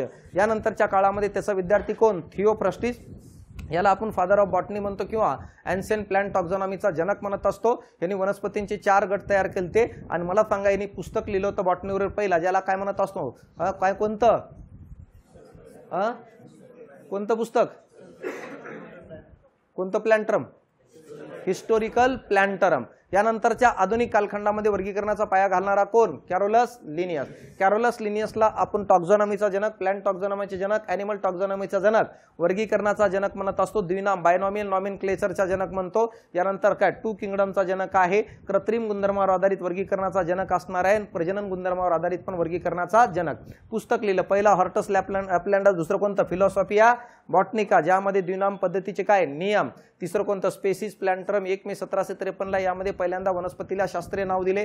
यानंतर मला सांगा पुढचं कोणतं? सिस्टिमा नेचरिया. कधी? 1758, ज्यामध्ये प्राण्यांना शास्त्रीय नाव दिलं. आणि 1 वर्ष राहिलं तो जेनेरा काहीतरी होतं बघा. तिच्या रिलेटेड मध्ये 3 महत्वाचे आहेत. यानंतर आपण बघितलं काय माहितीये का? 2 किंगडम. 2 किंगडम कोणी मांडलं? कॅरोलस लिनियस याने 2 गटात वर्गीकरण केलं. प्राणी आणि वनस्पती. कोणते गुणधर्म घेतलं? सेलवाल आणि पोषण. कोणाला जागा भेटली नव्हती? बॅक्टेरिया, युग्लिना आणि कवक. या तिघांना जागा देण्यासाठी 3रं घर बांधलं. कुणी? हॅकल यांनी. कधी? 1866 मध्ये. म्हणजे 3 किंगडम. आणि प्रोटिस्टामध्ये नाव काय दिलं? तर प्रोटिस्टान. कोणाकोणाला जागा दिली त्याच्यात? बॅक्टेरिया, युग्लिना आणि कवक. ह्याच्यात भांडणं करत होते. कोण मार खात होता? बॅक्टेरिया. कोणी पकडलं होतं? युग्लिनाने. मारत कोण होतं? कवक. हे कोणी बघितलं? कोपलँड यांनी. कधी? 1938 मध्ये. म्हणून त्यांनी जीवाणूला 4थं घर बांधून दिलं. म्हणजे 4थं किंगडम. काय नाव? मोनेरा. आणि नंतर मला सांगा आर्य विटाकरनी काय बघितलं? युग्लिना आणि कवक एकमेकांना भांडे फेकून मारत होते आणि म्हणून कवकाला सेपरेट घर बांधलं. म्हणजे किती? 5 किंगडम. आणि कार्ल ओस यांनी याच 5 किंगडमचं रूपांतर 6 किंगडम मध्ये केलं. फक्त मोनेराचे किती गट तयार केले? 2. आर्किया, उरलेला ना बॅक्टेरिया आणि खाली 4. म्हणजे एकूण किती? 4. आणि याला 3 डोमेन मध्ये आर्किया, बॅक्टेरिया आणि युकॅरिया. समजलं? आणि यानंतर मला सांगा हे आपण बघितलेले गट. उद्या आपण बघणार आहे पहिलं. काय अडचण? कोणाला काय डाऊट? काय दुःख आहे का रे? दुःख म्हणजे अभ्यासाचं. नाहीतर एकट्यात येऊन रडत बसतील माझ्याजवळ. काय सांगू सर असं झालं आणि तसं झालं म्हणून. चालतं. ऑनलाईन पण बॅच उपलब्ध आहे. तुमचे कोणी मित्र असेल तर त्यांना आवर्जून सांगा. 20 ते 22 दिवसामध्ये तो सगळं कंटेंट कव्हर करूया की ज्या ठिकाणापासून काय माहित आहे का जवळपास 10 ते 12 प्रश्न काय व्हायला पाहिजे रिफ्लेक्ट. तुम्ही बघा हे सगळं तुमच्यावर डिपेंड आहे. तुम्ही जेवढं वाचन करून येताल दुसऱ्या दिवशी रिव्हिजन तेवढं मला पिकअप घ्यायला काय सोपं जाईल. नाहीतर काय तेच डबल सांगावं लागेल. कारण कसं असतं माहिती आहे का एक गोष्ट लक्षात ठेवायचं जेवण जरी फुकट असेल तर पोट आपलं असतं हे लक्षात ठेवणं गरजेचं आहे. नाहीतर लई दिवसाचं काही चांगलं खाल्लं नाही आणि कोणाच्या लग्नात गेलंय म्हणून काय 2000 गुलाबजामुन खाशील का रे. समजलं. तर त्यासाठी काय माहिती आहे का तुम्ही जेवढं रिव्हिजन करताल जेवढं हे होईल तेवढं काही जास्त फायदा होणार. पुस्तक उपलब्ध करून देणार आहे उद्या. तर ज्या ज्या विद्यार्थ्यांना पुस्तक घ्यायचं ते घेऊ शकता. त्या बॅचच्या फीसमध्येच पुस्तक आहे वेगळं तुम्हाला त्याची पेड करायची गरज नाही आहे. आणि इथून पुढे फक्त पुस्तक एक पुस्तक आणि क्लास एक क्लास दुसरं काहीच नाही जेवढ्या वेळेमध्ये. चालतं. काय दुःख कोणाला हो नाही ना. दुःख असेल तरी सांगायचं कशाचं अभ्यासाचं बाकी नाही सांगायचं. बाकी माझं मला सुधारणा. हा चालतं. एक मिनिट थांबा.